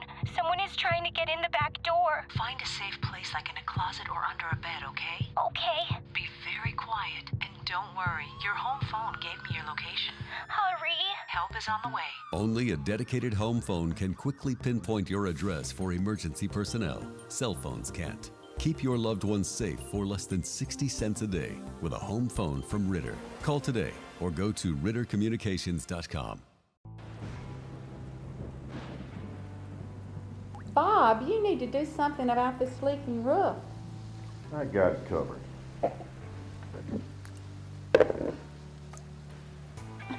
You're welcome. Need a professional? With an A-plus Better Business Bureau and 30-plus year track record in repairing and installing new roofs, call Lucius Roofing. We've got you covered. For a free estimate, call Lucius Roofing. Proven quality you can trust. High-speed internet for every grown-up, grandparent, kid, teen, and in between. Ritter's got it. Every JPEG, MPEG, and GIF for the working mom or the working stiff, loaded in a GIF. Whether you're a blogger, gamer, or pixel tamer, don't be a slow-speed blamer. Don't waste your time waiting to load that page. Get Ritter high-speed internet. It's all the rage. There's no end to your online possibilities with up to 100 meg internet speeds. Only from Ritter Communications, right by you.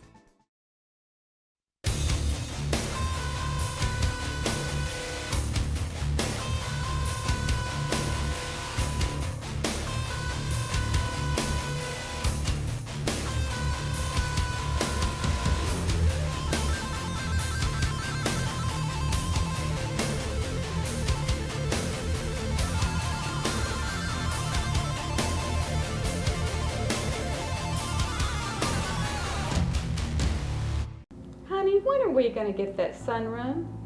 I got it.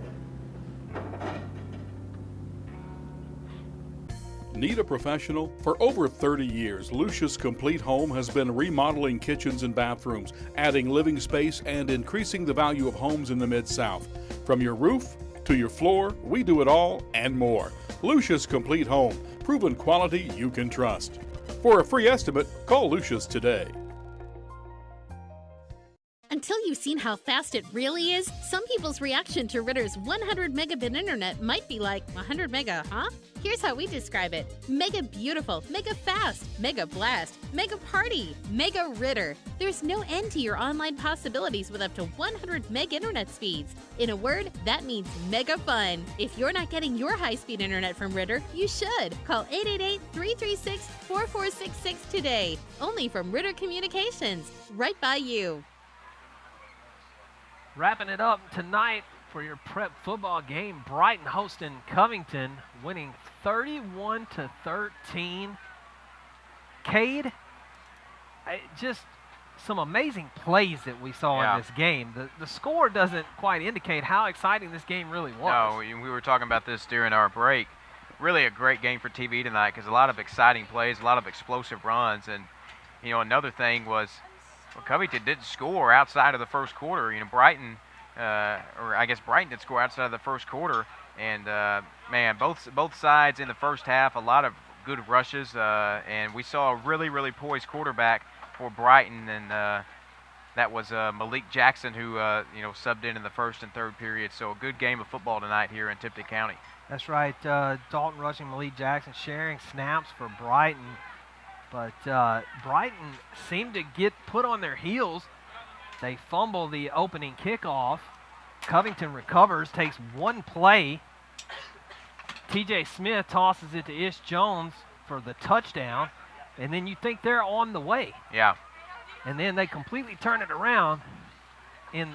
Starting in about the second quarter, really, they kept Covington from scoring outside of the first quarter, and they were able to just clamp down further and further, and Covington got less and less rushing yards as the game went on. Well, in the second half, we saw Brighton really, every defensive play, they were stacking the box, and they were just daring Covington to throw it, and Covington couldn't beat them on the throw. All Covington could do was beat them on the outside edge, and they were putting that to a stop in the second half of play. And I'll tell you what, in the second half, I think the MVP was Cameron John, without a doubt. He was in the backfield every single play, it felt like. He was harassing Brock Lomax the entire time.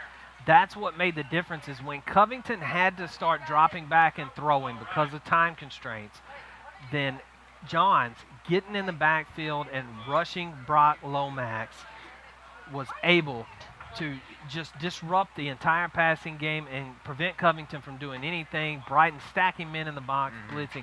It was just a great job by the Brighton defense to clamp down and then get the strip and the fumble at the end to go ahead 31-13. When we see these stats flash across right here, final stats, 144 yards for Covington passing.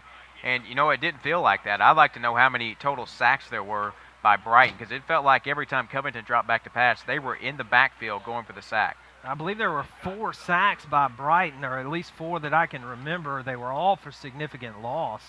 And you see Brighton dominating in the rushing game, which is not something you see against Covington. And Brighton with 192 rushing yards, only 51 passing yards. Not typical for them to have that lopsided of a game in rushing and passing, but they were able to get it done. Malik Matthews, over 100 yards rushing tonight. He's usually a receiver, but he got a ton of carries tonight and was able to get over 100 yards rushing.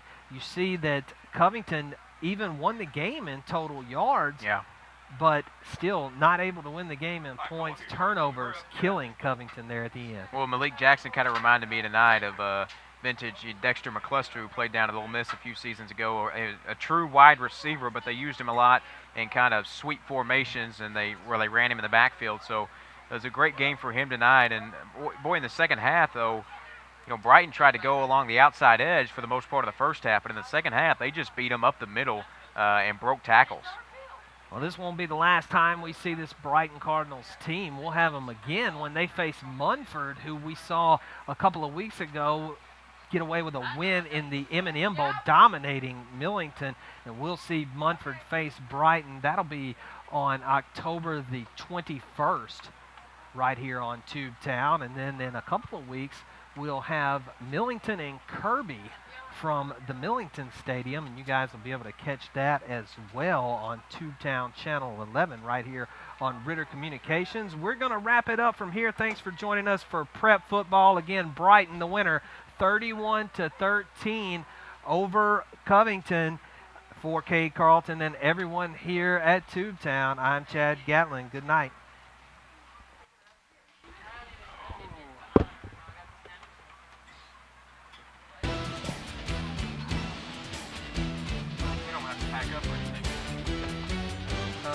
We don't have to pack up or anything, do we? We do? Okay. I didn't know if we did. You hear this guy?